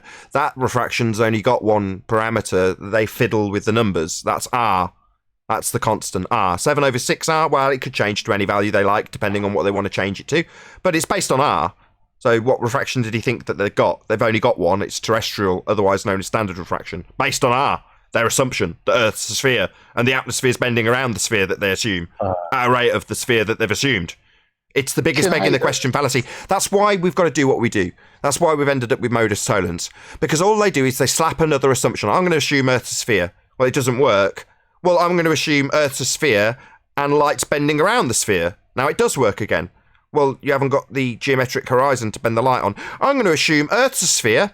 Light bends objects around the sphere at the rate of the sphere, and that same refraction bends the horizon at the rate of the sphere when it's bending objects at the rate of the sphere that I'm assuming. You just end up with this endless diatribe of begging the question, Spurs, until you reach something like the Black Swan, where it fundamentally undoes the model, leaves it untenable mathematically and in reality. And their only response is, we don't have a geometric horizon. Bye-bye, globe. It's absolutely necessitated by the fact you use geometry to prove we're on a sphere. So it's the end of the model. But we've had to go into disproving a logical fallacy because they hold the assumption of R so dear. Well, now they haven't got it. End of globe model. Again, there's okay. We're coming to a close now on all these things. So I want to ask you something else as well. But no, you're not wrong. Arwin, for me, I've got to stop you, Spurs. 10th has been trying for 5 minutes straight. Go ahead, 10th. Spurs. One simple question after a statement. As one of the top 30 intellectuals on the face of the planet, that be you, can you push a rope? You push a rope? Can you push a rope, or is it meant for pulling? Rope? Pull, I mean, how do you pull a rope, right? It's time for a question for you, 10th man, in response. Wow. He's not been around ballers for 5 years for nothing. Is a rope meant to push or to pull? Check. Hey, Babs. Oh, Babs, please don't check now. Just hold on. I just want to quickly ask Nathan. Babs has been asking about the top flat earth debate. Spurs, I'm talking to you. He's obfuscating and rumpusing you, 10th man. I'm really He's sorry. not going to get away. He's already had the 30 minutes of the show, and we're still not done with the housekeeping, so he's going to get it here. I love you, Spurs. You're a top intellectual on the face of the planet. You got it from a Globie. So now, can you push a rope, or is it meant for pulling? Pull is just a description. You actually apply pressure to the rope, so therefore you are pushing. Remember, it's relative, it's perspective. If you were to, let's take a door handle. Oh, God, his word salad won't stop. Weaseling out of a direct question is one of the ballers' best tactics they use, right? Spurs spends most of his time in the company of ballers, so you're never going to get a gotcha on him. He's just going to word salad the shit out of you. Well, please let me I gave you the answer. You're pushing I'm, on the rope. I know You're how to do pressing. this one. You can't have a pull unless you're magnetized. You can't have a pull, 10th. There's your answer. Unless I'm what? Check. Oh, God. Hey, Babs. Don't even We hear you. What the episode, man? Babs, listen, that doesn't work anymore. But check, and you come in on my conversation. You wait, I'll get you in, okay? I need your visa, your passport, everything before you come in. Really, sir? You're really not going to let me speak? Well, you're not letting me finish with Spurs. He's literally. I mean, Babs. He's in the middle of a conversation with Spurs, and you're mic checking. Thank you, just give it a minute, Babs. 10th man, go ahead. So Spurs, talk to me now on the really is level. Can you push a rope or do you pull it?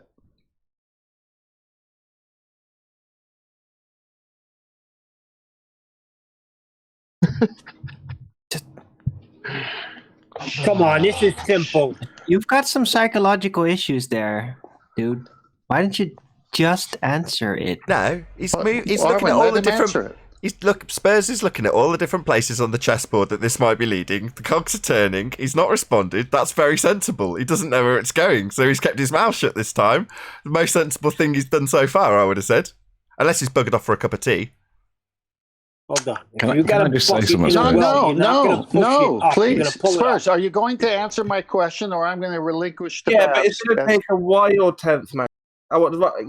Babs wants to say something in the last few moments. I mean, so this will go on forever. Okay, it's an either or question. Push or pull. So it is. You push. I'm giving you an out here. He's saying push. We got an answer. Wrong answer, but he gave you an answer. All right. Thank you, Spurs. Babs, go ahead. I'm done. Wait. You push a rope? I'm at the end of my rope right now. Show today? It's Twilight Zone today, chocolate. When you want to raise the flag on the pole, you push it. You don't pull it. Spurs didn't say that. You didn't say you pushed the rope, did you? You know what? Forget it. Babs, go, because I can't with this. Yeah. Oh, shit. I almost forgot what I was going to say. All of that, you don't know where you're going? No, I know where I'm going. Since we're talking about geometry before, recently we've heard the Globers say that if the sun is moving away from us, it should change in angular size, right? But the only proof of that they've shown to us is like Wolfie 5020's or whatever his name is video, where he shows the sun with a solar. His camera has like a solar filter on it, and he shows the sun not changing in angular size. But if you watch that video, you're going to notice that he zooms in. So he's going to zoom in on the sun and tell you that it's not changing in angular size. That's kind of ridiculous. Wouldn't it make more sense to have your camera on a fixed setting and just like record the sun setting with a solar filter and see what happens rather than zooming in? Like, why would you zoom in on something and say that it's not changing in angular size? Without being rude, who cares? I'll break that down in a minute. I'm just going to do a couple of shout outs, then we'll cover that in a second before the live show ends, and I'll ask everyone to stick around if they're watching on a Premiering stream. So shout out to Unitox Femi, who says, Martin Hepworth want to come in to Discord. He know. Nathan, do not mute Martin. He has proofs. Okay? Okay? Thank you very much for the super chats. Nathan, let me just have the final word. Go on. Spurs, are you listening, Spurs? Yes. Okay, in the absence of Spurs listening or not listening, I'll just say something. I'm listening. He just said yes. Good. Okay, so Spurs, yesterday when I was really complimentary and I said how well you did, today you came in and totally redeemed yourself. Well done. No, not at all. Hold on. There's two things, right? I want to break down the not actual size of the sun in a minute. Spurs is surrounded by ballers. All he's doing is parroting baller logic. He's playing devil's advocate. Hadn't you all picked up on this ages ago? Yeah. But like I said, he's totally redeemed himself from yesterday's brilliant demonstration with Tony Purcell, and then something's gone wrong in his head overnight. He's become a batting. This is just how Spurs processes things. Playing devil's advocate, putting the baller side across, getting our arguments, because then he's going to memorise how he's been defeated. It's not even his argument he's putting across, and he's not even doing that. He's explaining how we have to go into their presumption of R in order to debunk their presumption, even though it's a fallacy to begin with. That's what he's kind of getting. He could have said that in 2 or 3 sentences, but it's taken 40 minutes. It's taken it out of me. But anyway, let's just break out Babs's change of subject, because that's needed, man. Anyway, them asking you to qualify whether or not the not actual size of the sun changes in not actual size as it moves from its not actual position. So the angular size, well, that's the thing excluded from the Earth curve calculator. So when you've got a building in the Earth curve calculator, it's a 100-foot building. Doesn't matter if it's a million miles away or right in front of you. It's a 100-foot building. So the angular size, which will change depending on how far it is, would be what they exclude. Now, when they talk about the sun, it's only the angular size because they don't know the actual size. They assume the R value. They assume Venus is the same R value as Earth. Shout out to Christian Huygens.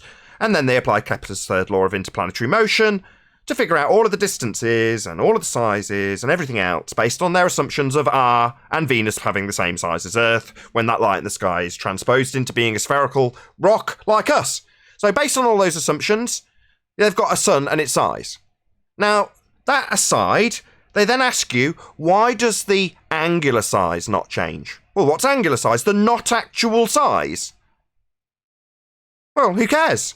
So the not actual size of the sun is not actually changing in not actual size. As it does what? Moves in position. It's refracted position though, right? Their sun's refracted. So it's in a not actual position, not changing in not actual size. Tell me now, Babs, bearing in mind I've just broken that down, who gives a shiny shite about what the not actual size of the sun changing or not changing as it moves from its not actual position? What relevance does this hold exactly? Now I've broken it down. Right, can I respond to that? Go ahead.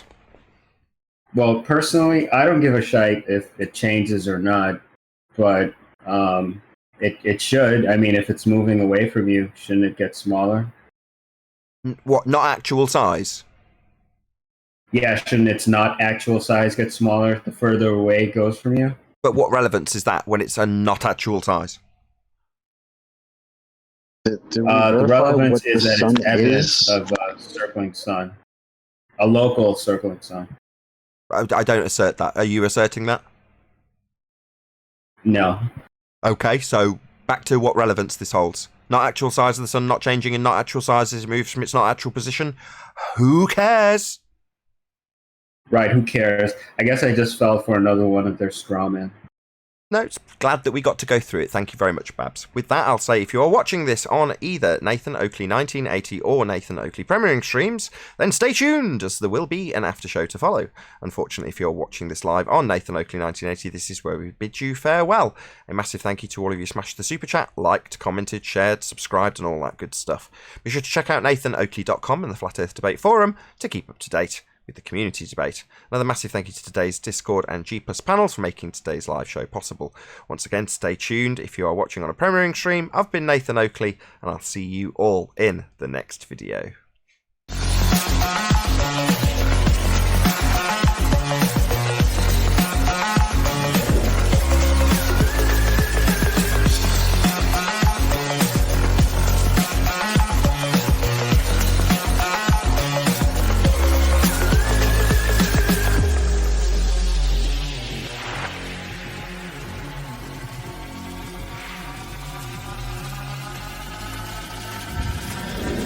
Oh, what a day! What a lovely day!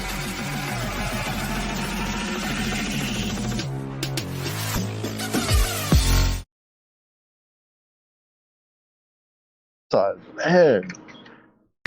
Nah, he's just emulating a baller and trying to basically train himself. Sometimes I wonder what is he's a good guy, man. Look, if he could feel bad for this guy, this PhD, as he's destroying him, right? As the guy who he's destroying is also insulting him, and he could sit there like, oh, I feel bad for this guy. I mean, you're a good guy, Spurs. Spurs is ace. I just want, if anybody got the agree. impression that was anything other than a fantastic discourse between us and Spurs, yeah, you guys on the G Plus panel rumpused him and he rumpused everybody, but that's Spurs and that's us, and that's just how sometimes it goes when you've got somebody who can competently play devil's advocate. But let's just make it clear for the audience: Spurs is ace. Let there be no doubt. Yeah. Spurs is the man. And you, Sometimes it's Nathan, just also like, getting tons of praise. They want... Go ahead, Chuck. Yeah, Spurs, great job, man. The other day, but I was just telling the guys, like, you're a good guy, because while you're destroying this PhD, right, and as you're destroying him, he's literally insulting you and telling you to respect his authority, and you in your mind can sit there and be like, wow, like, what am I doing to this guy? I feel bad. You're a fucking awesome guy. It's like a bit sadistic, you think? Well, you're not being sadistic. Or what's the word? It's like you're exposing the truth, but that's not sadistic. You're saying you've got empathy. Having empathy doesn't make you a sadist. No, because it's like I'm inflicting pain on him. And no, you were just exposing that he was a pretender, clown, pseudoscience muppet, like they all are. Yeah, and he doesn't like that because being a pseudoscience pretender, clown, muppet gave him power, and he might lose that. Now he's fighting to keep it. And obviously, calling him sir and respected him, elevated him even higher. And obviously, when he fell from that height, it was. I mean, by the end of that debate, but for me, that's what made me respect him even less. Because as you sat there and asked him the questions politely, you never lost your shit, never lost your cool. He insulted you, he called you a buffoon. He told you to respect his authority in science. All of this shit, right? As you're sitting there politely asking him questions and calling him sir. So yeah, I think it was a great exposition of how these people are. Spurs, you got it great wrong job. again. You got it wrong again. You did not inflict pain on this guy. His false position that you exposed inflicted the pain. Yeah, and that's not your problem either, Spurs. It works both ways. So while I'm like, you don't need to be a flat earth evangelist, by the same time, you don't need to actually extend the empathy either. This isn't your problem either.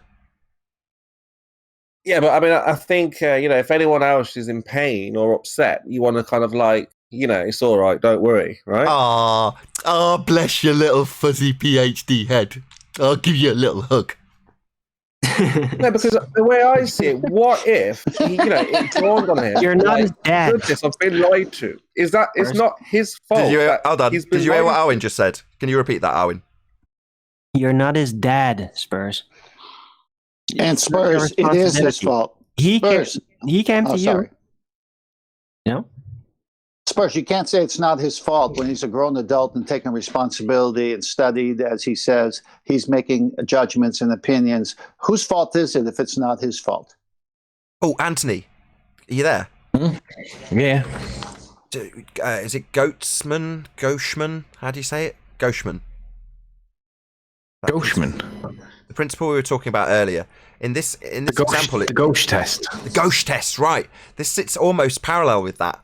So, given that he's done his education, we should call him a guy by his name. What's this guy's name? Tony Purcell. Tony Purcell has gone through the education process, maybe paid for an aspect of it or two, continued his education and his credits up to date and become an influencer and all the things that he's worked very hard for. And more power to him. My hat is off. Now, he's done all that in good faith. And he's not out to deceive people. He's acquired an education that now seems to be threatened by Spurs. And it is threatened. But in this example, you can't, like we detail often on the show, suddenly hold that person up and say, this person's out there intentionally deceiving people. He's actually deceiving himself. He's not aware of it. And if you applied the Gauch test to his motivations, up until the point that Spurs highlighted it, he wouldn't be any the wiser. He'd just think he was an upstanding, honest guy, right? Yeah.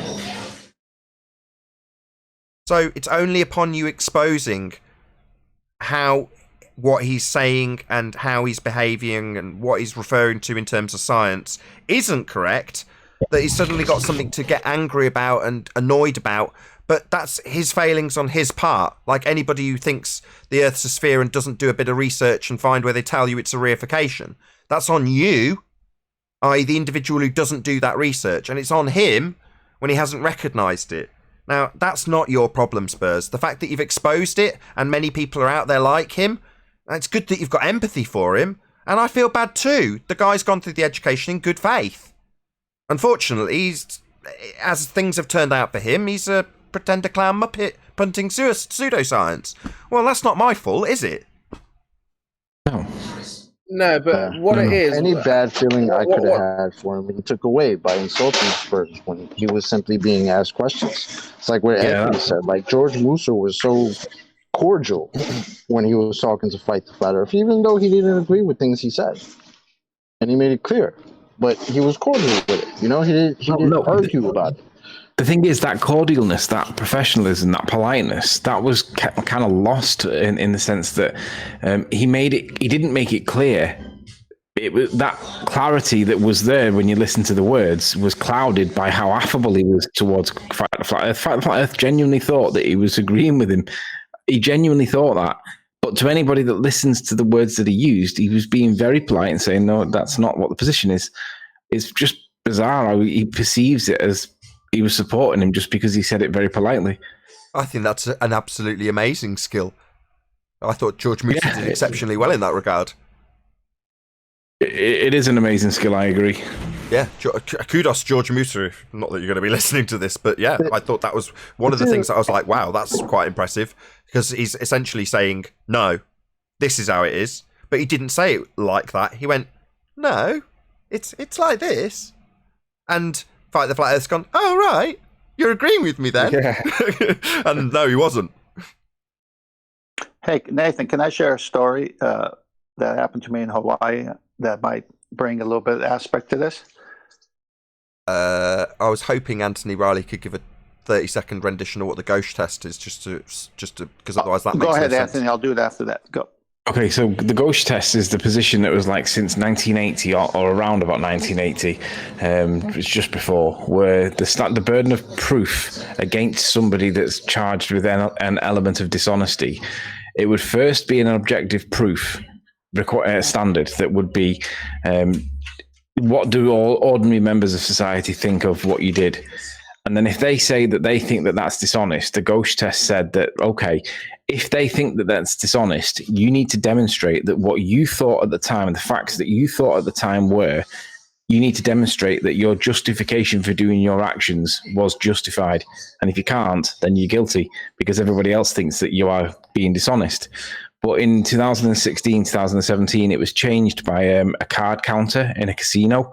They changed. They went back on the ghost test that had previously been reliable law for the longest of times, and they said that no longer is it subjective. We're removing the subjective element to it. Now we don't care whether or not you believe that what you were doing was honest or dishonest or not.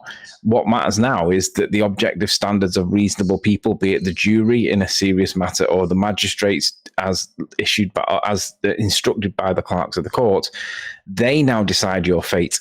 So in the context of the casino, if you're a card counter, my own personal opinion is that if you learn the system and you find a way around it, then you deserve a pat on the back because you've learned the system and you've played the game. That's not dishonest, in my opinion. Now, whether you agree or disagree is irrelevant. What matters is that the point that the ghost test decided was that it doesn't matter whether you think it was honest or not anymore. We decide whether you were being dishonest now, so it's objective.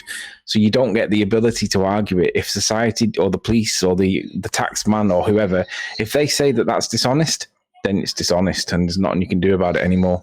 Right, so now I'll draw the parallel, which is to say that this isn't ever going to reach this standard. This isn't a legal issue, and there's no theft or something that's being discussed in this regard, but just the standard of honesty.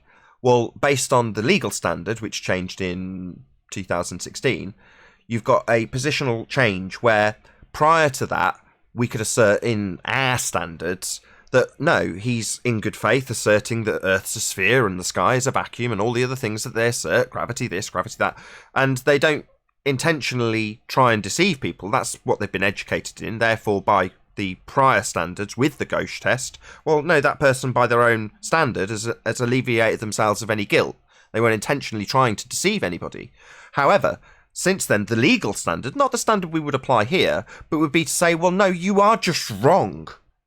And regardless of whether or not you were intentionally trying to deceive people with your complete pseudoscience Muppet nonsense, you are in fact incorrect.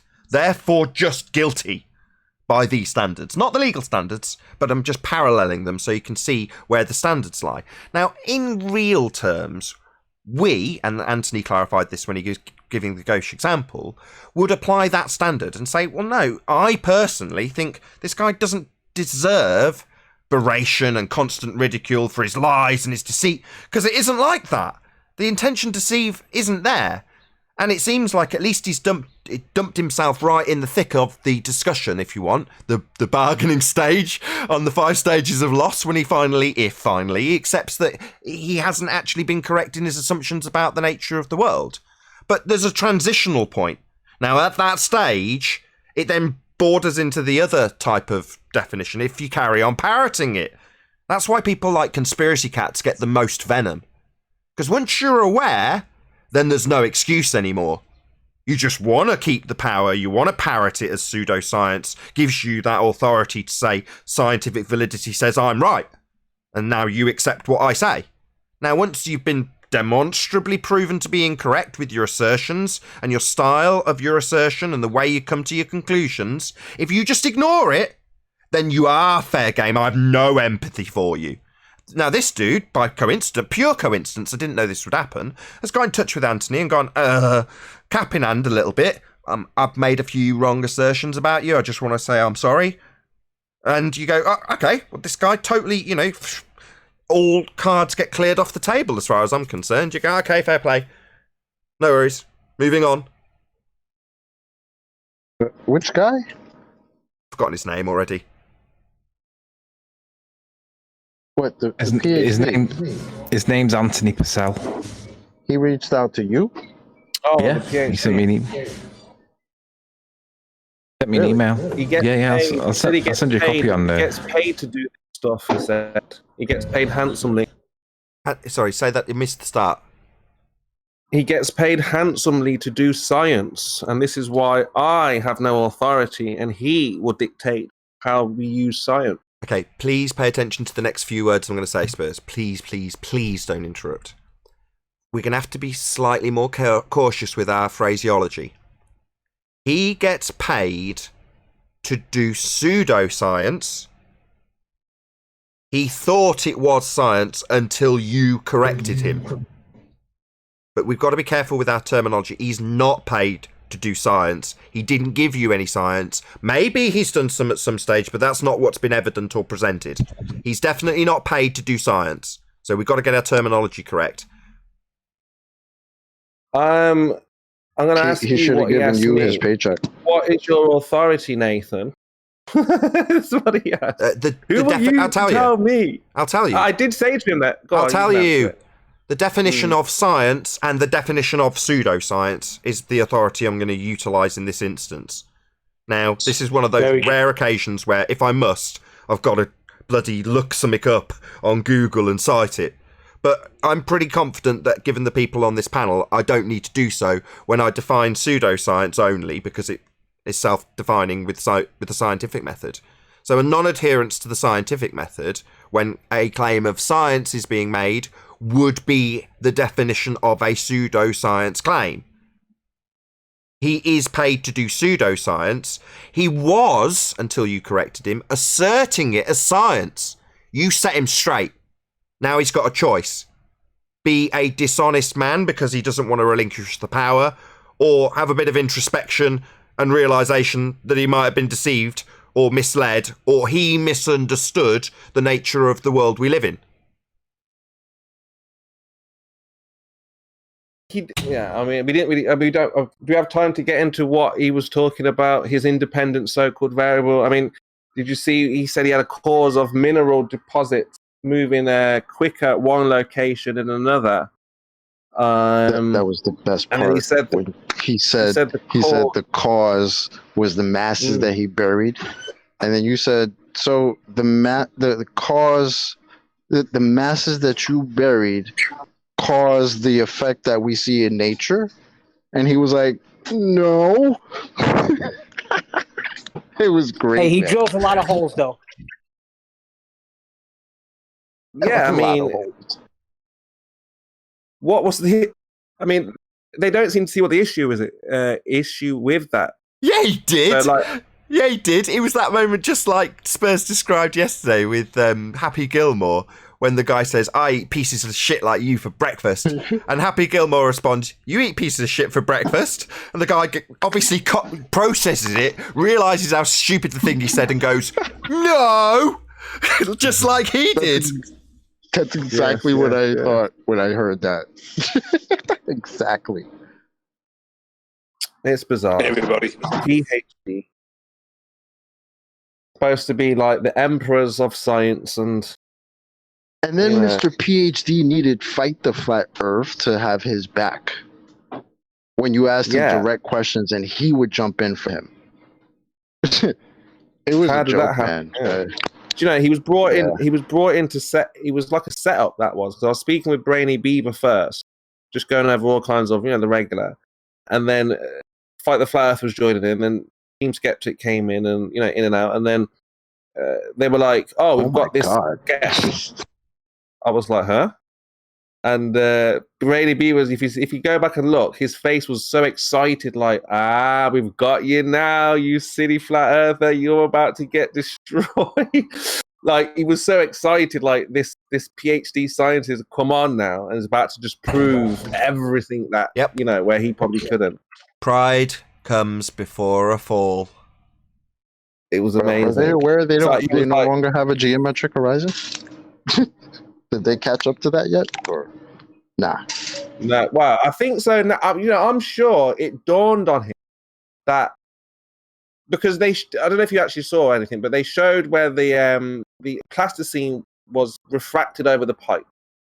So I was like, okay, so this is what's supposed to happen in the real world. You've got the physical obstruction, the object refracts over this. They're like, yeah. So like, well, how do you explain this black swan image? And then you just saw he was there. Just no, you did more than that. No, you were much more eloquent. You said, I'm going to have to paraphrase now, words to the effect of, you've got two different examples. One where the item is being loomed with respect to the horizon, and one where the horizon is loomed with respect to itself, or something like that. In other words, you're describing how the horizon in the Black Swan's moving beyond the fixed position of the oil rigs, but in their plasticine example, you've got the item behind the horizon being raised up as it travels through the changing density of the butane that they've poured on. But you phrased it in a way that just made it really clear that you were asking why in one example you got the horizon not moving and the item moving, and in the other example you've just got the horizon moving. It's two totally different things. His eyes just went, he just stared into the void. It was crazy. He was just like, it didn't as he's looking at it, he's going, I'm thinking, oh, it was wonderful. Yeah, man, it's a great job, brother. It was a really good job. So what actually happened there is an obfuscation of geometrical horizon and horizon that we observe. Never mind. Sorry, did you say geometric horizon and apparent horizon? We've only got one. At Master, how many horizons do we have? Actually, not if you look at the definitions of the words, but I know you are gonna reject that. So keep obfuscating two different meanings of the same word. If that makes you happy in your life, just know that you're obfuscating a term to reach this appeal to ridicule. Okay, so my response was we've only got one horizon. Did any of that word salad debunk that? Oh, as I said, horizon is defined as the line where the sky and the ground appear to meet. Yes, I said appear, I know.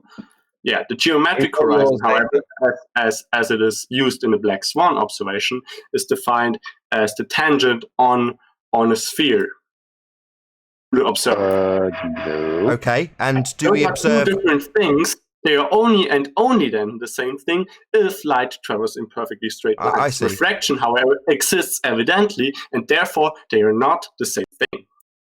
So, do we see? You're obfuscating that to let me know when you're done. Appear to ridicule possible, and that's what you're doing. When you're done poisoning the well, you've made your point. Now you're using the same poisoning the well tactic after your point. Let me know when you're done. Are you done? I don't want to start talking and get constantly interrupted.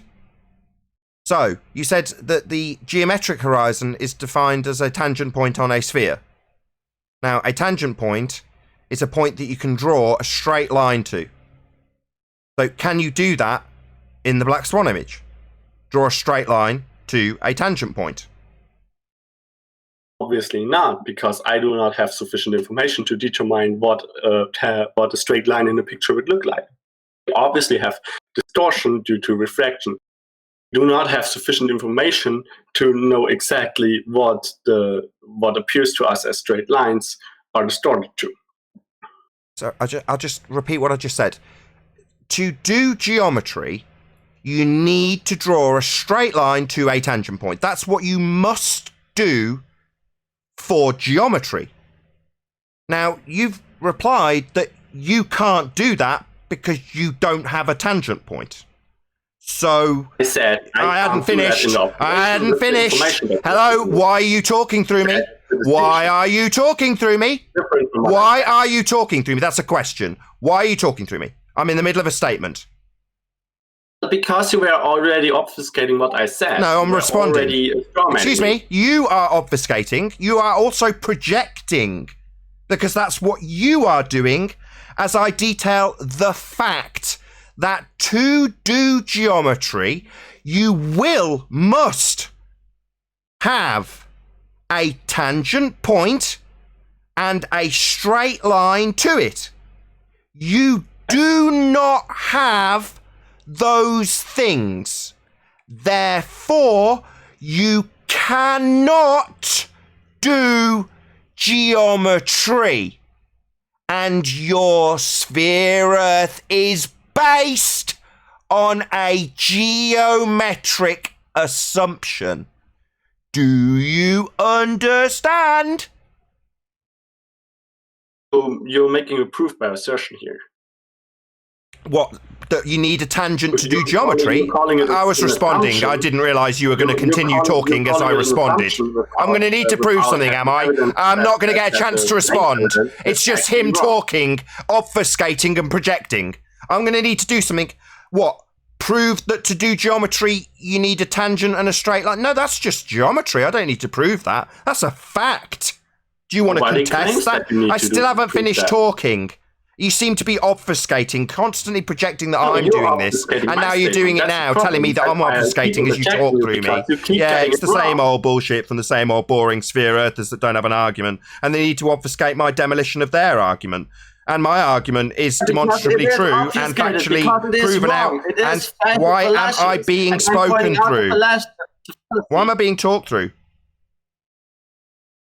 So to do geometry, you must have a tangent point and a straight line to it, and you haven't got one. So you can't do geometry. Who says you haven't got one? The only thing that the Black Swan observation says is that you cannot directly see it. Nobody claims you have to directly see it. So you just said that. Let's just point out how big a fuckwit this guy really is. Who says that we don't see a geometric tangent point? I can't see it. We say it can't be seen, but nobody's saying we can't see it.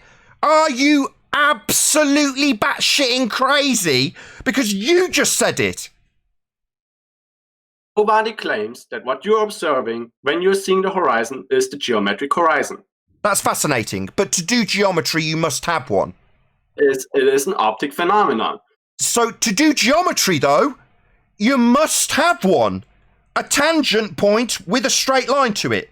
Now, you're telling me all about what you haven't got. You cannot see the geometric horizon anymore. Yeah, we know you can't see it. To that chocolate, for the love of fuck. Yeah? yeah, thanks. Yeah, dude, shut up. There's no way Stop around talking. it. And it doesn't change the fact that you were obfuscating Let's just find out. observation of the horizon, which is the filibustering. apparent horizon, and geometric horizon to make an appeal to ridicule. Doesn't change that. The fact that you assert that there's evidence missing for that presumption for a curvature for a radius in the first place doesn't change the fact that you were obfuscating geometric horizon and horizon which we observe. Oh, we observed the geometric. I was pointing out in the first place, okay? That's Will what I you was ever not end that the this radius is verbal proven. diarrhea? But dimwit. Can I interject, gentlemen? Preferably not, Rebel. Thank you. So, do we see this physical tangent point to draw a straight line to it, or not? Now wait before you answer. The reason I ask if we can see it is because you must have it for it to be a horizon and to do geometry. Now, can we see this tangent point? Yes or no?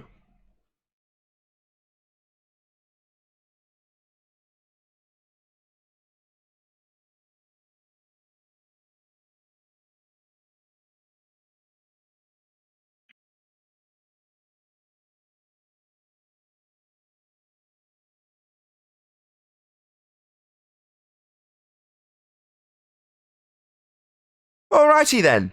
Feel free, Rebel.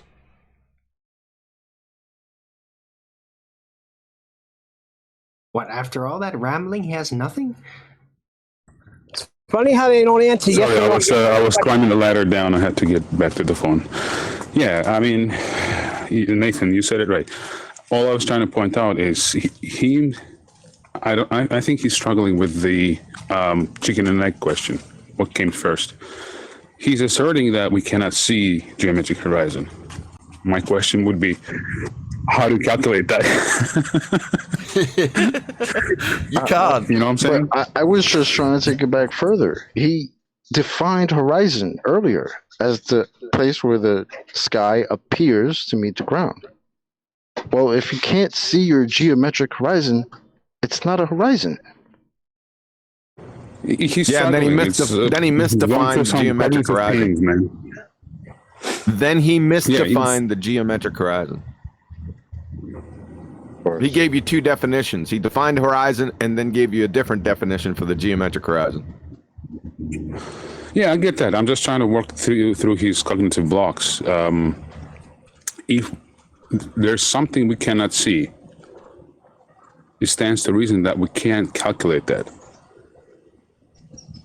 That's it's simple in my mind like that. It's just there's no other way to put it. Yeah. You can't calculate something you can't see.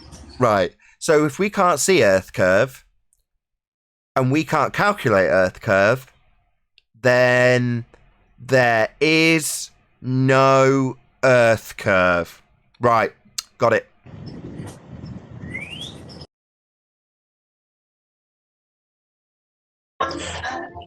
Can you let me try a different angle, maybe just stir him up a little bit. I've got trees out in my yard, and you can use trigonometry to figure out the height of the tree, knowing the angles of the shadows, and knowing the angle from the base or the distance from the base of the tree out, and the angle to the top of the tree. You can figure it out, right? But I've got to see the tree. Right? You need I've got to just actually see the tree. Just for one clarity, so you need one of those measurements though to work out the rest. Right, I can know the distance from where I'm at to the distance of the shadow, length to the show, and then the angle, right up to the top of the tree. Is that what you're talking about? Yeah, you got to know one of the measurements. You can't just start by assuming that the tree is a certain size, for instance. So if your angle's wrong, and if you can't see what you're trying to get your angle to, then how do you know your angle's right? Right.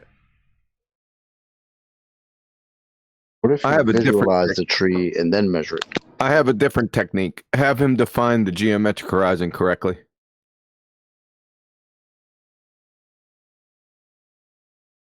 How about that? Well, what do you know? It looks like some friendly person has sent me a definition of the geometric horizon. That'd be you, Quantum Eraser. Yeah, I sent a couple out there just to remind everyone, the definition of the term. Horizon. The horizon is the line that separates the Earth from the sky. The local horizon, also called the geometrical horizon, is the visible boundary between the Earth and sky. He's finished. He's talking about another argument. Visible? That's weird.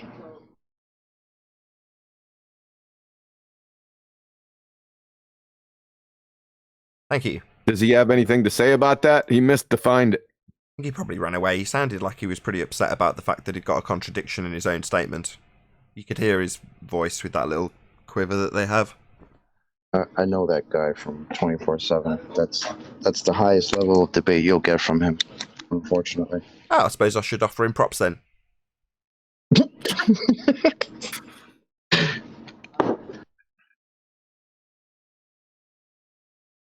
So what's good?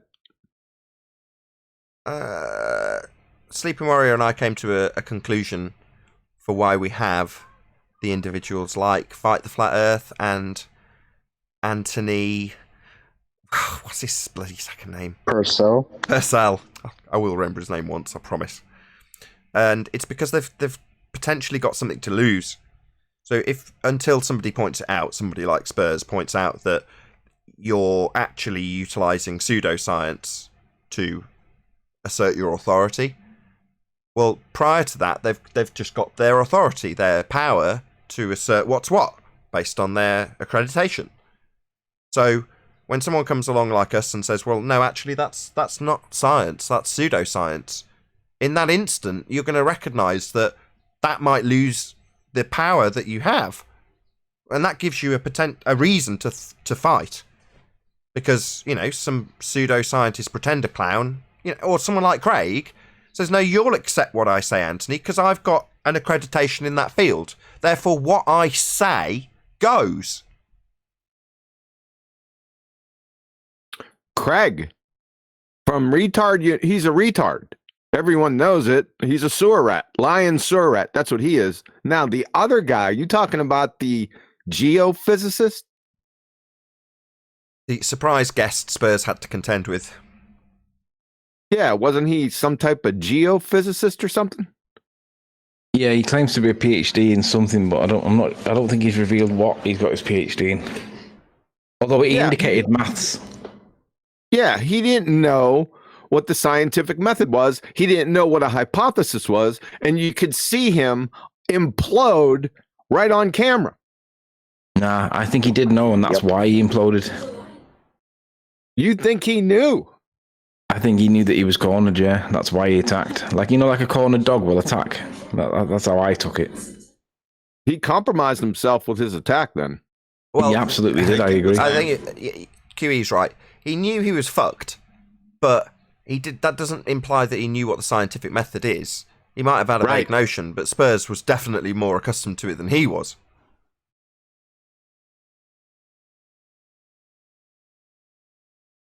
And then when asked a tough question, here's Fight the Flat Earth to save Mr. PhD. Fight the Flat Earth couldn't save a soup sandwich. Hey, Fat the Fat Girth. You're lucky you're not close to me, son. I've been hearing a lot of lies coming out of your mouth, talking about what I've said. The next time I fucking hear you say I said something, you better support it in text or video exactly what I fucking said. Because you're about to piss me off. You fucking weasel, you. Badass, check your bra size. Are you tracking with me, Sally? Retard. Making shit up. Why does my name come out of his mouth? Threaten Can him. somebody tell me that? Because you threaten him. Trying to remain relevant. No, because you threaten him. Because, like I just explained, so that's what's up. That's the interesting part of today for me. Anthony Riley highlighting the fact that they've got something to lose. He sits around the pub and says, I've got an education in this, therefore what I say is right. Respect my authority. I know better than you do. Therefore, I say it and it's right. Well, we're taking that away. You specifically are taking that away from them, QE. So they've got something to lose. That's why he's mentioning your name. Did you hear that doofus yesterday with Anthony? Tell him that there were only two categories, natural and supernatural. That was painful 10 last minutes night. after I was done with the presentation, this fucking guy. Did you hear him? Yeah, I did. Yeah, that was like right after yours, indeed. Ridiculous. Who said that? And then Fight the Coco Flat Earth followed did. up 5 Right. hours of it. Oh, wow. Wait, you had a debate with Fight the Flat Earth? No. Well, Anthony did. Oh, okay.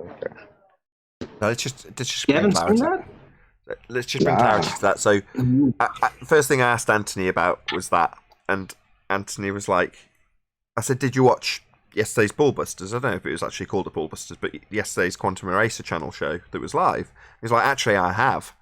I was like, oh, right, okay. So that was the response you gave then, presumably. And he's like, yeah. But it's just such a weird coincidence that literally you'd done a Quantum Eraser, had prepared a presentation and gone, this really should go without saying. But then again, they do it, and it won't be long before they do it. And, it's not just supernatural and natural. I know you all want to bundle man-made stuff into the method because that's all the nonsense you've got. But no, there's synthetic. And literally, you press stop on the recording, and then it's coming out of the words of a globehead to Anthony Riley, literally minutes later. You couldn't make this stuff up. Nope. No, I was going to contact you, QE, and tell you about that, but I said I didn't want to annoy you. Actually, honestly, I said no. I'd only be annoying you if I told you to go and listen to it. At the time, he was probably going back and forth for Kosho on the same thing last night. Kosho. Yep, for 5 hours. Don't forget 5 hours. Kosho took a mammoth beating last night, man. Yep. It's bad. It was bad. He'll be back for more. Bev and me were on that show after Spurs there night. Sorry, I didn't know I thought you were finished, QE. No, I'm saying I just held him to task because the rank and file crayon munchers mindlessly parrot friggin' Jose JG Retard. I don't know why. And Gem Panda. So they just mindlessly parrot that stuff. And what I do is I hold them to task on what they're parroting. It was, I'm telling you, dude, it got really, really bad. Wait, people are parroting Jose himself? Really? I think so, man. There's a few to do. It's What? bad. Parody what? When has Jose made a cogent point? Last month he was they're saying on that about the supernatural, natural and thing. synthetic. Yeah. Jose is making a stand for the ballers, guys. This one's going down in flames, man. It's really, I'm going to stick on this, man. I want everyone out there, flat earthers, I want you to challenge them with supernatural and natural. Ask them how many categories are there in this reality, right? And they're going to say natural and supernatural. Just drag them around by their short hairs with synthetic. It's easy, man. It's a lot of fun. Yeah, but they just deny all they want. But the audience is listening and they're laughing their asses off. Yeah. The question I'd ask would be, could they define the difference? I'd ask that I can't too. hear him. That'd be a good question. I'd ask that too. Very concise. What I said, Kiwi, was that I said I'd ask him to define the difference between paranormal and supernatural. No, ask them to define the difference between natural and synthetic. Look, Brian, Okay. the one word and you'll understand the reason. Shoe. Yeah. Phenomena. No element. Chocolate. There's an update. There's an update. Yeah, natural and Element. synthetic, man. And then all you got to say is science is exclusively used for cause and effect. So every man-made object, you can't put it in the scientific method because we already know the cause. That's it. That's the end of the argument. It was bugged out because he was trying to say natural has a different definition. When you say natural versus supernatural, it's got a different definition than when you say natural versus synthetic. Yeah, that's what he said. Yeah, like what? Oh, man. So he detailed the trichotomy, but put it into two separate brackets. Is that what he did? That was my argument like 3 years ago. Don't claim that because that's hard. Oh God, Arwen, don't say that. Yeah, No, but that was before. That was before you. Remember? Before me. My argument. No, but that was my honest take. I really thought that at the time, like about supernatural and all that. I even blurted it out. No. Did you think that natural had a different definition when you say natural versus synthetic, as opposed to natural versus supernatural? Do you think the word natural itself has a different definition in those two terms? Well, not right now, but back then, yeah. Yeah, go show last night. Okay. I got that from you then. Hold it on, didn't work Arwen. out well for me. I haven't said it in 3 years. Hold on. Arwen. Must be a delayed hold on. arrival. Oh, God. Hello, Arwen. So you thought that synthetic and natural were the same at one stage? I thought that that natural, the word was only meant to oppose the word supernatural, basically. And That's how I learned. That's how I grew up with that. Yeah, Apparently it's wrong. But for clarity, therefore, you would bundle synthetic as in with natural. So man-made would also be classified as natural in certain circumstances. Yeah, I'd agree with that. You'd agree? That's how that's how I saw it as well until someone pointed it out to me. Right. Oh, okay. I'm a little bit lost for words, but fine. Yeah, but wait a second. Wait a second. You guys are missing the point. Chocolate said that he thought the definition of natural changed when you compared it with one thing and then compared it with the other. He's thinking that definition changes. Oh, I got that one. Yeah. So, in other words, his justification was to say, no, I thought it was an equivocation fallacy. That was his justification. That's what I exposed him with the equivocation on that one, yes. But like he was trying to do in science, it's defined as this, right? That old crap. Yeah, he pulled out the Berkeley thing. The same thing I had on my show. No way! He had Berkeley up! Yeah, No same way. thing. Yeah. My God. It's sometimes, we call these things coincidences. Obviously, they couldn't possibly be linked. But, I wouldn't go as far as divine intervention either. But what an amazing coincidence. Yes. Didn't he cite something from Christian? Yeah, he cited the definition of natural from Christian theology, and they got all over him. I didn't see that, but they got all over him on that. He was finished. Yeah, that's a whole different field of interpretation. But he was using that as his scientific basis for the definition of natural. Hilarious. Cool. Yeah, not for him. Number 5 definition. He missed the first one, where it said everything was made in nature, animals, plants, and everything. Everything not made by man. He didn't use that definition. That's Merriam-Webster. The first one, right? Was he citing Merriam-Webster then? That's the Merriam-Webster definition, isn't it? I think he might have been. I think that's Merriam-Webster, possibly. Right.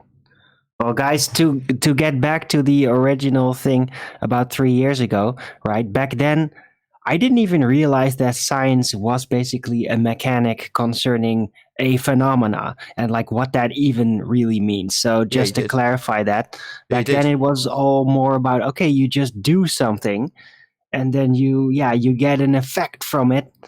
And that in retrospect turned out to be classified as engineering rather. So, but that was all 3-4 years ago. Yeah, but you did, even if it was at a very subconscious level, because you were taught it. Right. That's how the trick works. That again comes back to the subject of today in terms of respecting these people's authority. Because we were taught that the method is empirical. That was stressed so that we understood that it's kind of prove or disprove at the end of it. Validate the hypothesis that's applicable, if A, B, or if A, not B.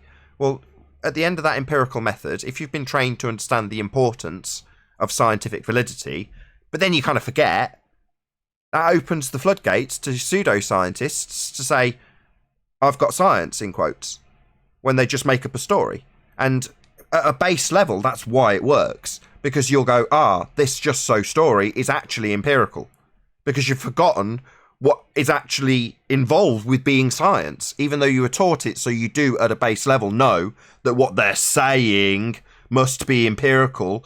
And the people that we're talking about on this particular show, Anthony Pascal, and Fight the Flat Earth, they'll lose that power when we expose the fact that what they're suggesting with this word science, A, isn't science, and B, therefore, isn't empirical, and we don't have to respect their authority and what they say and make up. Wasn't it Purcell? Isn't his name Tony Purcell? Whatever. Yeah, Anthony Purcell. Whatever. Purcell. Look, is Anthony next still here? PhD in the line who's decided or realised that he's obviously a bit mistaken and we might threaten or jeopardise his power that he's been wielding either willingly or knowingly or unknowingly, bullshitting the world with nonsense pseudoscience. That guy. Yeah, I'm still here. I got you, Nathan. Do you understand when they also say, because I heard it yesterday and then I think it was on your debate, I can't remember, but when they say science only disproves? Yeah, I jumped all over it. I was like, so what's the point in doing it if you don't ever prove anything? Now, you should went this route. I sent this to you. I said, if you disprove something, you ipso facto prove it. Oh yeah, you proved that the thing that you thought was causing something actually isn't causing. Yeah, I see that. Double negative. Yeah. If I disprove that you're not an amoeba, then I've proved you're not one. Yeah. Did I use the right word when I described it as a false dichotomy? Too logical to follow. Let me try. Let's put that. Look, I'm trying to show you how they see it. Okay, in terms of disprove. So when they say, I know you're going to jump all over this, but just let me try and explain a little bit of when they say to disprove the model. I know it's a reification, but again, they'll say But it kind of doesn't work again because the model is a reification. So even from the get-go, it doesn't work. But the idea is the sun is 93 million miles away. It works on the model, on what we think is a globe. So if you try to move the sun to 3,000 miles, 4,000 miles, you can't disprove with these angles. This is what I've been telling them. Their mathematics or their trigonometry or their geometry is completely wrong because they're saying we calculate to 93 million miles away. So that means if you try to disprove that and show that it's 3,000 miles away, you can't do that. And that's what they mean by disproving, right? But obviously, it's all started from a lie. It starts from a premise of, I think this is what's happening. And then, like I said, they get to build on it. But that's essentially what they mean is we would have to disprove the model, even though it's a reification for some strange, even for their reasons, they want us to disprove that the sun is not what they say it is by showing them an angle using whatever term means, to disprove to them that it's not 93 million miles away. Well, Yes, they have I know. to prove Would it be first. 186 is the Yes, thank you. They for have some- to prove it first. It's the issue. They tell you they've Yeah, proven yeah. it, but they haven't. Burden of proof No, I reversal agree, yeah. fallacy. But you can double that number and you will have the map. The same. So you see, are you? No, they say, 1 second, Spurs. They say that science doesn't prove anything because they are not doing science. So they are not proving anything. Exactly. That's why they say it. Because Yeah. all their Exactly. stuff doesn't prove anything. It is nonsense. I get it. But again, unless you go into their world and show them what is their world, they'll just believe. Yep. They believe they can walk through mirrors unless you actually walk them up to the mirror and say, look, you cannot actually walk. What's that noise? I've sorted it. Yeah, so because they won't take responsibility, if you say to them, look, this mirror, you can't walk through it, they're like, yes, you can. Unless you take them. You would say, Okay, stop. Let's get back to the original point before we go to something specific, because I don't know why you brought the sun into it. Just listen, if you disprove something, you ipso facto prove it. Does everyone understand that? Absolutely. So when they say science only disproves, now we know they don't know what science is, but when they say that incoherent horse shit, it ipso facto proves something. That's why you have an alternative and a null. So I don't know where they're getting this. Science only disproves things. They're parroting. I don't even know what they're parroting. So they just made it up. Philosophical extrapolated garbage by some men. They're not even parroting themselves from a few years ago when they told us science proves the globe. What the hell? Right. Yeah, but let's paraphrase what they were actually saying. So although their statement was as follows, quote, science proves the globe, what they actually meant was we have pseudoscience claiming to prove we're on a model. Now, we've come along and gone, you've got pseudoscience even though you're calling it science. And they've gone, no, science doesn't prove anything. Well, they didn't have science. Science does prove things. What they had was pseudoscience, and it didn't prove the globe. So now they discredit science because they don't have any. So what's to lose? If you haven't got any, just discredit it because we've proven they haven't got it. Well, we don't need it. It doesn't prove anything. It's all about I think that presupposition. when they were saying that science proves the globe a couple of years ago, I think what they were kind of saying is that the globe has not been disproven. But that's the angle they're working at. That's what I'm saying, Brian. Yeah, that in their head, and again, this is not what we're saying because they've already presupposed the globe. In their head, they're saying our numbers calculate the size of the Earth or whatever it is. Now, you have to show it. And this is what the Black Swan has done. The Black Swan has falsified that idea of a globe being this size. Exactly. And that's why they say no, the numbers are still the same, everything still works, and you're like, but how can they if you don't have geometry? That's what I've been highlighting, Nathan, that the geometry, the numbers are broken. So I know, but it's a useful I agree with you, Spurs. I'm not decrying. In fact, I'm praising you on an almost daily basis at the moment, mate. So I know what you're doing, and I like getting heated about this. This is fun for me. It's also useful as an educational tool to the audience in terms of doing what you're doing, playing devil's advocate. It's wonderful, Spurs. So don't worry. When you say, oh, you're going to pounce on this, yeah, of course. But my point earlier was that you're right. Because we're dealing with zealots, we've had to go into their assumption and then debunk it from within the assumption and demonstrate it as untenable based on their own parameters. Yeah, we've had to do that, but only because we're dealing with zealots. It isn't actually necessary. Now, I don't want anyone to think that, oh, right, well, it's not, so you're saying the Black Swan's not needed. No, it's needed because they're zealots. Ordinarily, the moment you point out that they're basing their evidence on the thing that they're trying to prove, that would be to say using circular reasoning, otherwise known as begging the question, that's fallacious.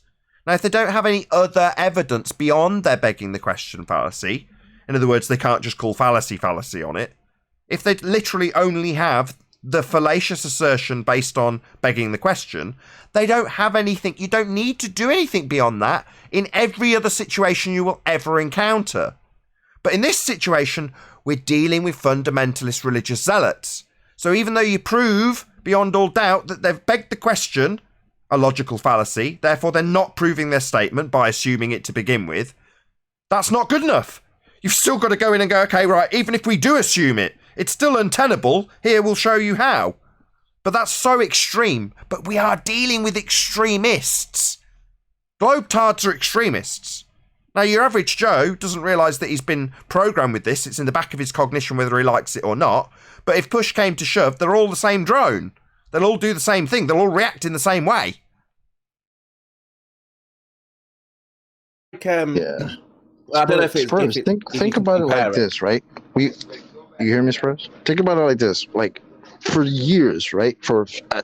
You definitely. For years, we've been telling them they've presupposed the R value, right?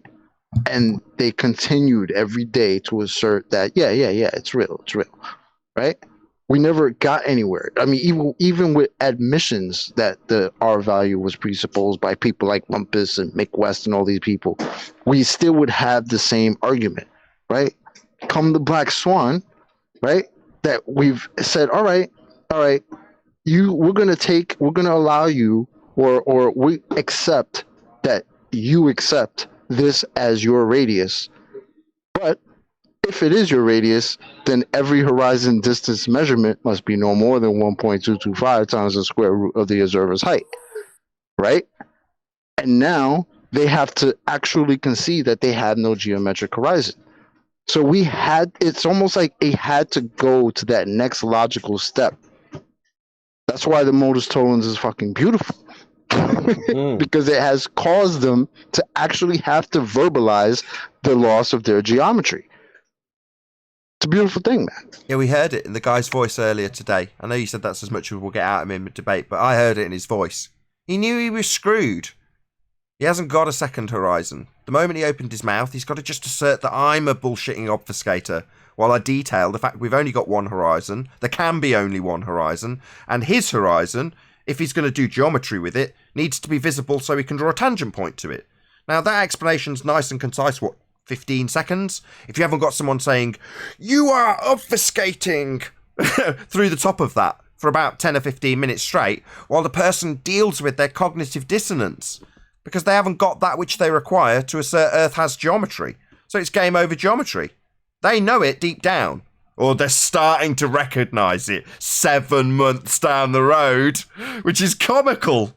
It's going to take... I'm stuttering and stammering because I can't quite believe QE was so accurate with this. He was like, 7, 8 months before they even start recognising how fucked they are. 12 months for the educated ones to actually get it. 18 months for the retards. Well, it's panning out perfectly in terms of your prediction, QE. Just perfectly. That prediction was almost scientific. Oh, don't start. Can you give me the daily numbers? What are you manipulating? Go on, let's end it quick. Go on, Neil. I said, can you give me today's daily number? No, I cannot. Damn it. Well, that guy. Sorry, go on. Can I talk a sec? no, I was going to say, at least we proved one thing, that time is not an independent variable today. Nathan said, in 30 seconds, you could tell your story about Hawaii. And that was like 45 minutes ago. Oh, God. I I'm so sorry. manipulate that time. The hardest I did tried to completely go forget. was... You want to tell your story about Hawaii, by the way? No, I'll save it for another day. I'm just wanting to thank you for Spurs' rope-a-dope today, though. Yeah, it was good. I mean, Spurs is a better baller than the Ballers. That's a You've got to understand this Einsteinian, this Newtonian, all of this. And this is where, if I don't know if Anthony's still there, but this is where Fight the Fight was able to keep him in online or wherever with this argument, because to the Globers, they're exactly the same. They're identical. There's only one difference, which is the mechanism, the cause in their world. The cause No. why In their world, they say that, Spurs, to justify the bullshit that comes out of the mouth. In reality, it's not that. They're not the same. But they need it to be the same because they want to be able to say, well, we can calculate the force because the maths tells us that there's a force there, F equals ma. Well, maths isn't where the evidence lies, is it? It sounded like from the outside. Hold on. You need to have them write down the hypothesis and identify the independent dependent variable. As soon as he said Arthur Eddington, he needed to share his screen and write down the hypothesis. Why have I done that for about 2.5 years on Nathan's show? I've done it for a reason. I got him to identify the independent. Did you hear what I said to him? Identify the independent variable, and he said location and time. And I was like, fucking hell. So we ended up in a circular argument. Yeah, time as an independent variable is such a train wreck, but we'll get to that in a second.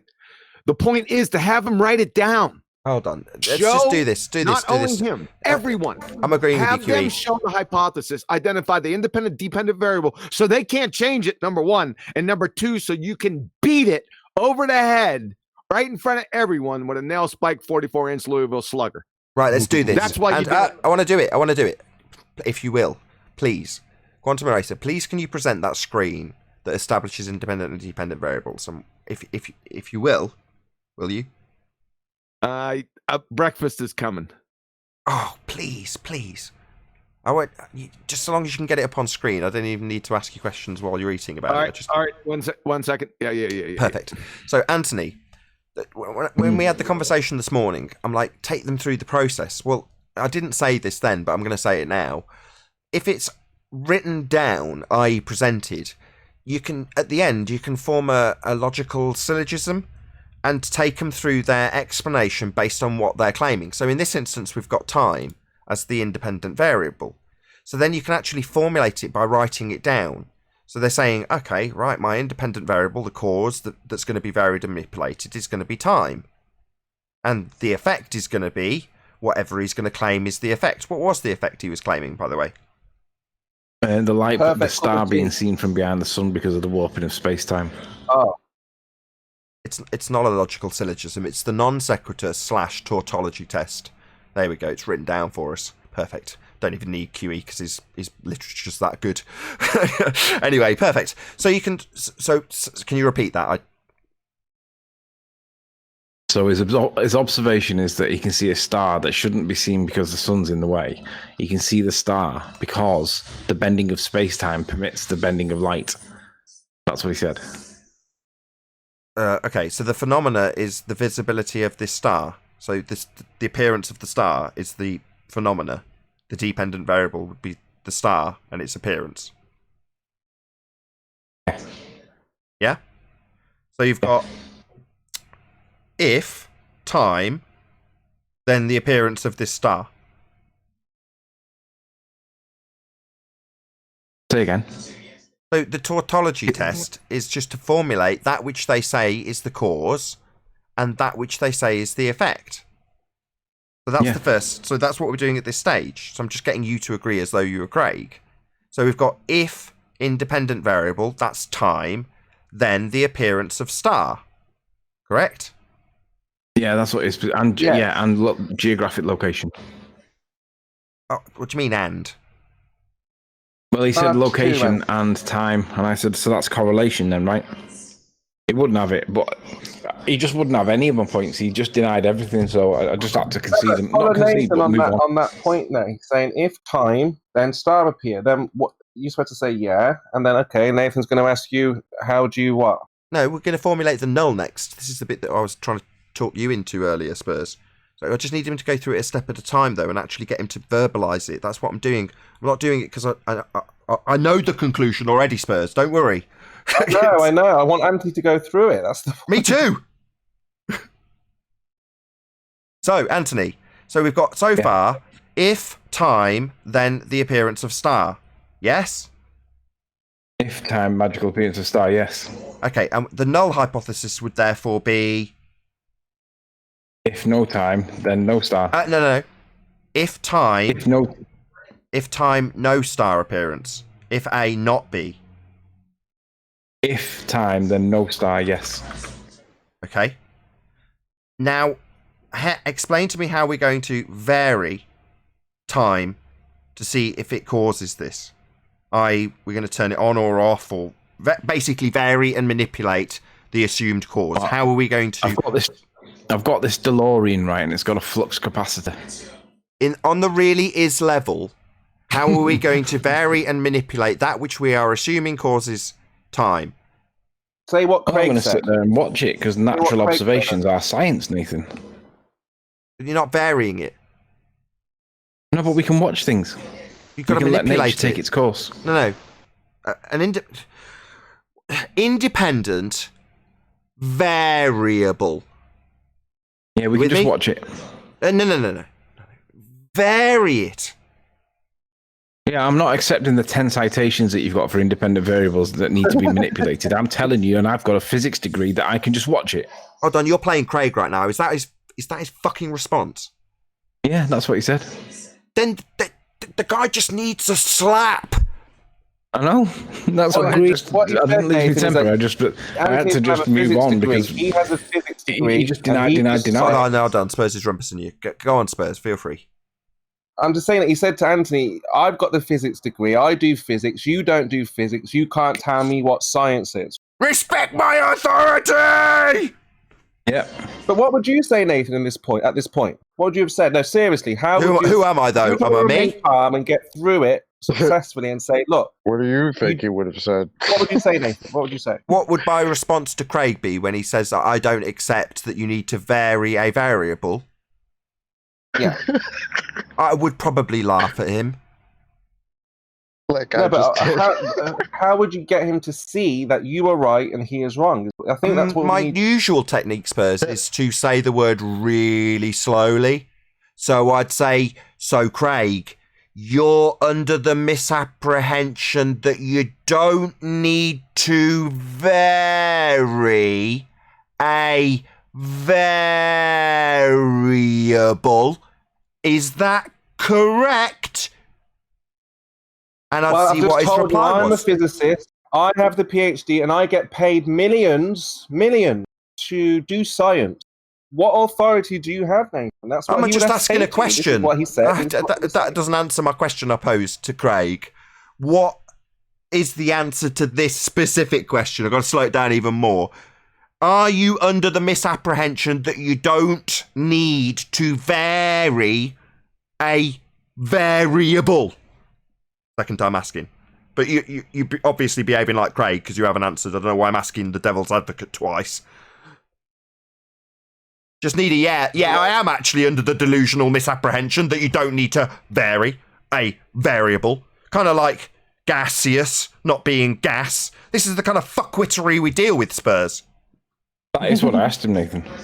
You're saying to Nathan, Anthony here, this is what, he kind of like said, okay, let's move on to the next point kind of thing, which was probably, the best hold thing on, to do. Spurs.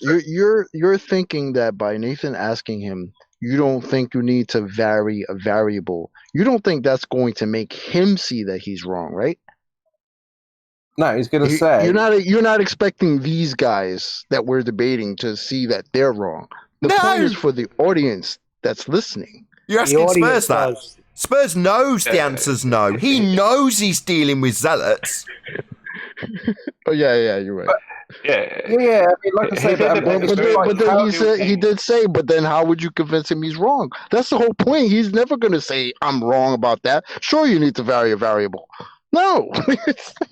I literally asked him point blank, do you need to manipulate an independent variable? And he didn't answer the question. So I went back to it and I said, yes or no, do you need to manipulate an independent variable? I can't actually remember what his answer was, but we ended up losing the point.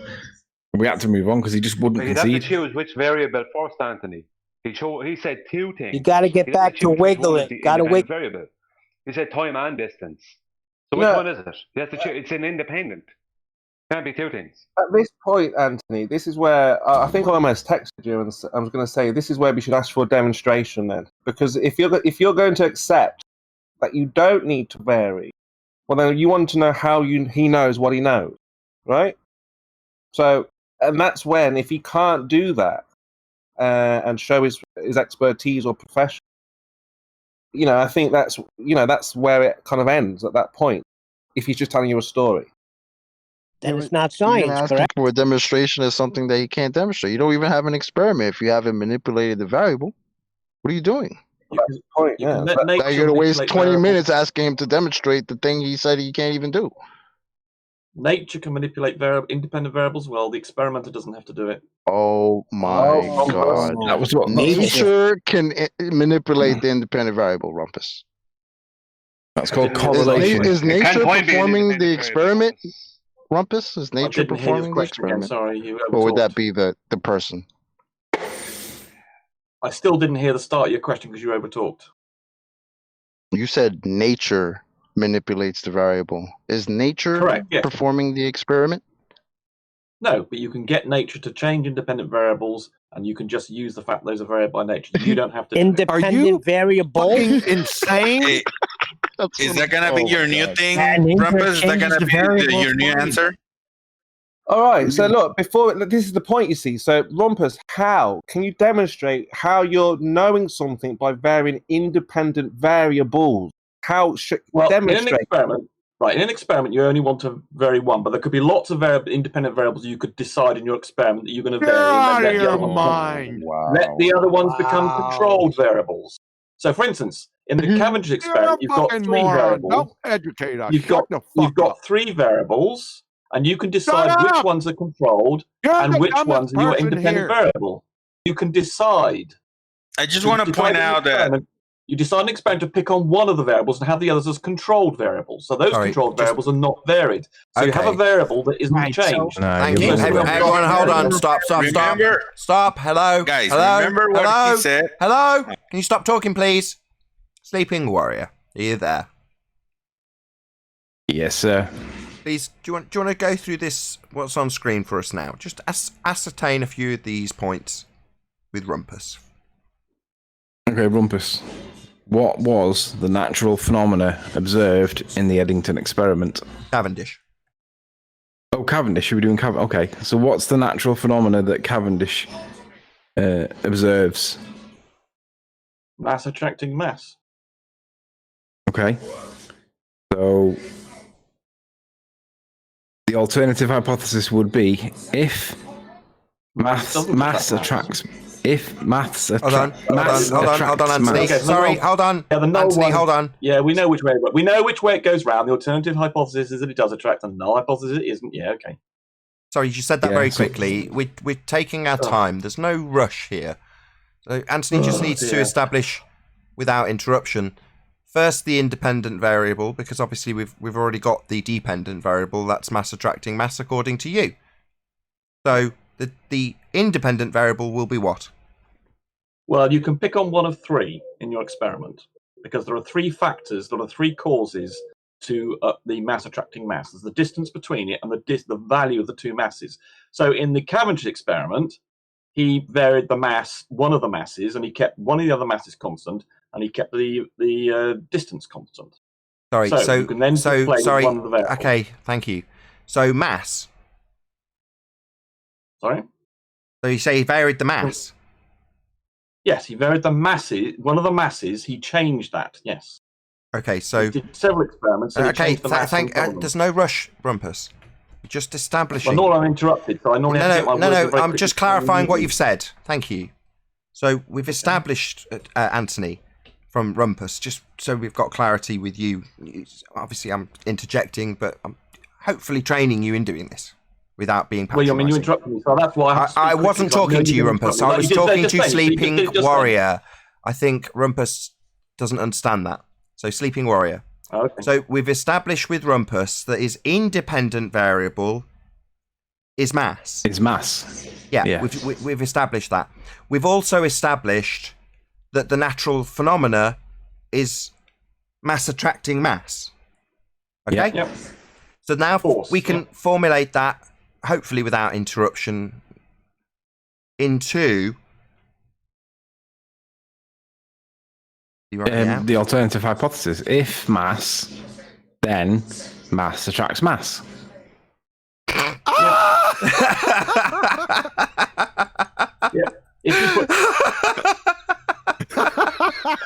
You see how easy it is, Anthony? You see how easy it is? Yeah? Yeah. I did try pointing this out to Craig, but he didn't understand it, and he just insisted that I didn't know what I was talking about. So now what follows from here will be a constant obfuscation tactic from Rumpus. This is my useful moment to point out that when they've been humiliated with their own total nonsense, they think it's their opportunity while we laugh at them to talk constantly. That's too complicated for you. See, this is him in the background talking non-stop. So basically, while we've been highlighting just how stupid this is, it's on screen for the audience. We've written it down based on what he said. He thinks that the best tactic at this point is to talk constantly, right? Because that's all he's got left. That's all that's left in the tank after we've humiliated his dumbass with this nonsense just by writing down what he said. You with me, Anthony? Yeah, I totally get it. But when you've got Fight the Flat Earth that's just saying that you're stupid, you don't understand what you're talking about, no, you're wrong, there's nowhere to go other than to just move on. Yeah, here, though, when Rumpus does that, I shut down the Discord line while we have a good laugh at if mass, then mass attracts mass. Now, it would be critical for Rumpus to continually interrupt us slowing down and highlighting his total nonsense that is definitely not an observed phenomena and definitely not a valid hypothesis. So the Cavendish experiment is definitely not science. Now, if I didn't have the ability to shut his dumb ass up, he'd have interrupted every word of that, wouldn't he? But we've got it written down. It doesn't matter how long it takes, but you can be damn sure he'll be trying to stop that being concisely summarised, even though we've written it down. And, by the way, we didn't have him define mass. That would have been another circle jerk of epic proportions. Belly laugher. I'll just stick with this. It's easier. He doesn't have a science acumen. He wouldn't know what science was if it landed on his face, spun around and whistled Dixie. He just exposed himself that he couldn't pass fifth grade general science. Thank you. There you go. So that's why it's been done for the last 2.5 years. And it's a very, very sharpened tool, QE. Doesn't look like much on screen, right? Yeah, it's a pretty sharp tool though, isn't it? Did he say you It's could have actually three good because independent when you variables? read it, it's even better. It's like sorry, do you want naturally to observed hold on, phenomenon, Chocolate. Hold on. mass attracting mass. Hold on, Chocolate. Yeah. Neil, can you just ask and answer your own question, please? Did he say that you can have three independent variables? So that would be plural variables, 3 of them, and independent. Like Lone Rangers, right? Okay, now hold on a It's second. hysterical. 1 second. You can have 3 independent variables, but they have to be 3 independent hypotheses. You can't have 3 independent variables in a single hypothesis. Correct. He attempted to convolute that by saying, well, you hold one of them constant. Well, it's like, well, then you've got a separate hypothesis being formulated with a new presumed cause. the fact that it was formerly a held constant is absolutely essential and goes without saying for every experiment ever, because they've got an independent variable and everything that's not that is held constant. Yeah. So it goes without saying. Careful if they try to weasel out of it, right? Or they say they're just not clear. They're ambiguous at best, right? So another thing he said, let's just deal with this. He's also said that nature can manipulate the independent variable. Did I hear him correctly? Yes. Yeah. He definitely said that. That's what I heard. Okay, That's gonna we're be their looking new at argument. independent variables. Colorado State, independent manipulated variable changed by the scientist. Nature is not alive. It doesn't manipulate anything. It's not sentient.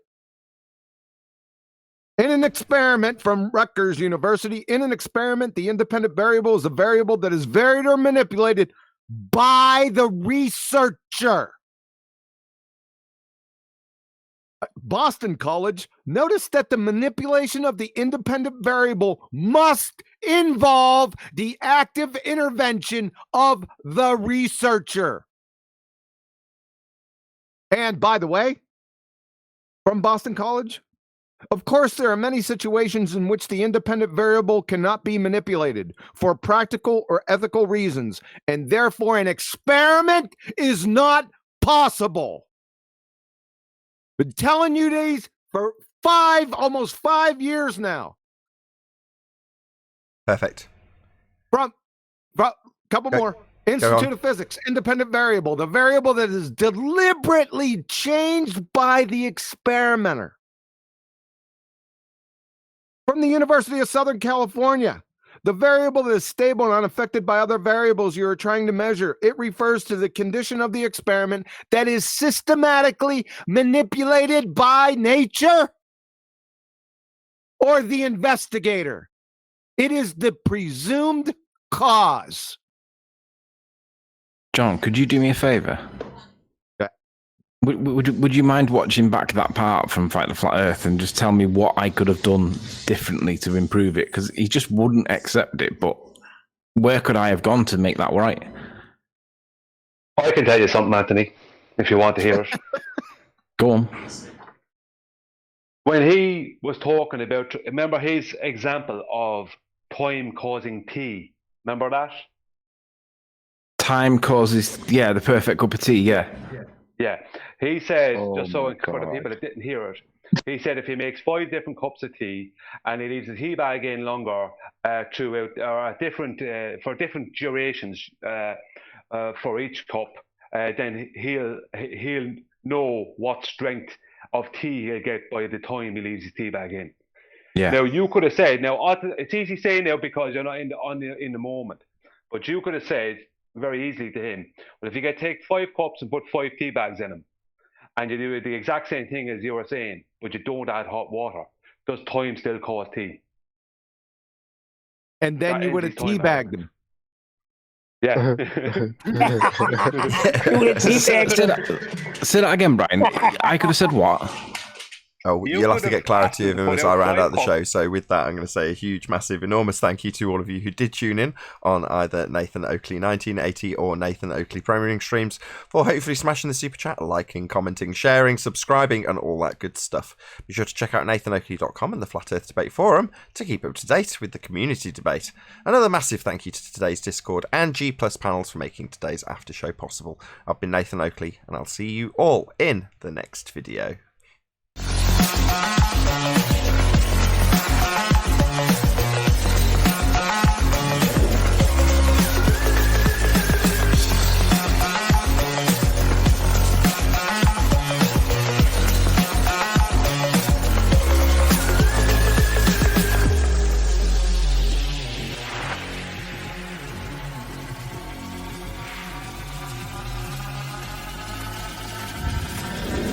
Oh, what a day! What a lovely day!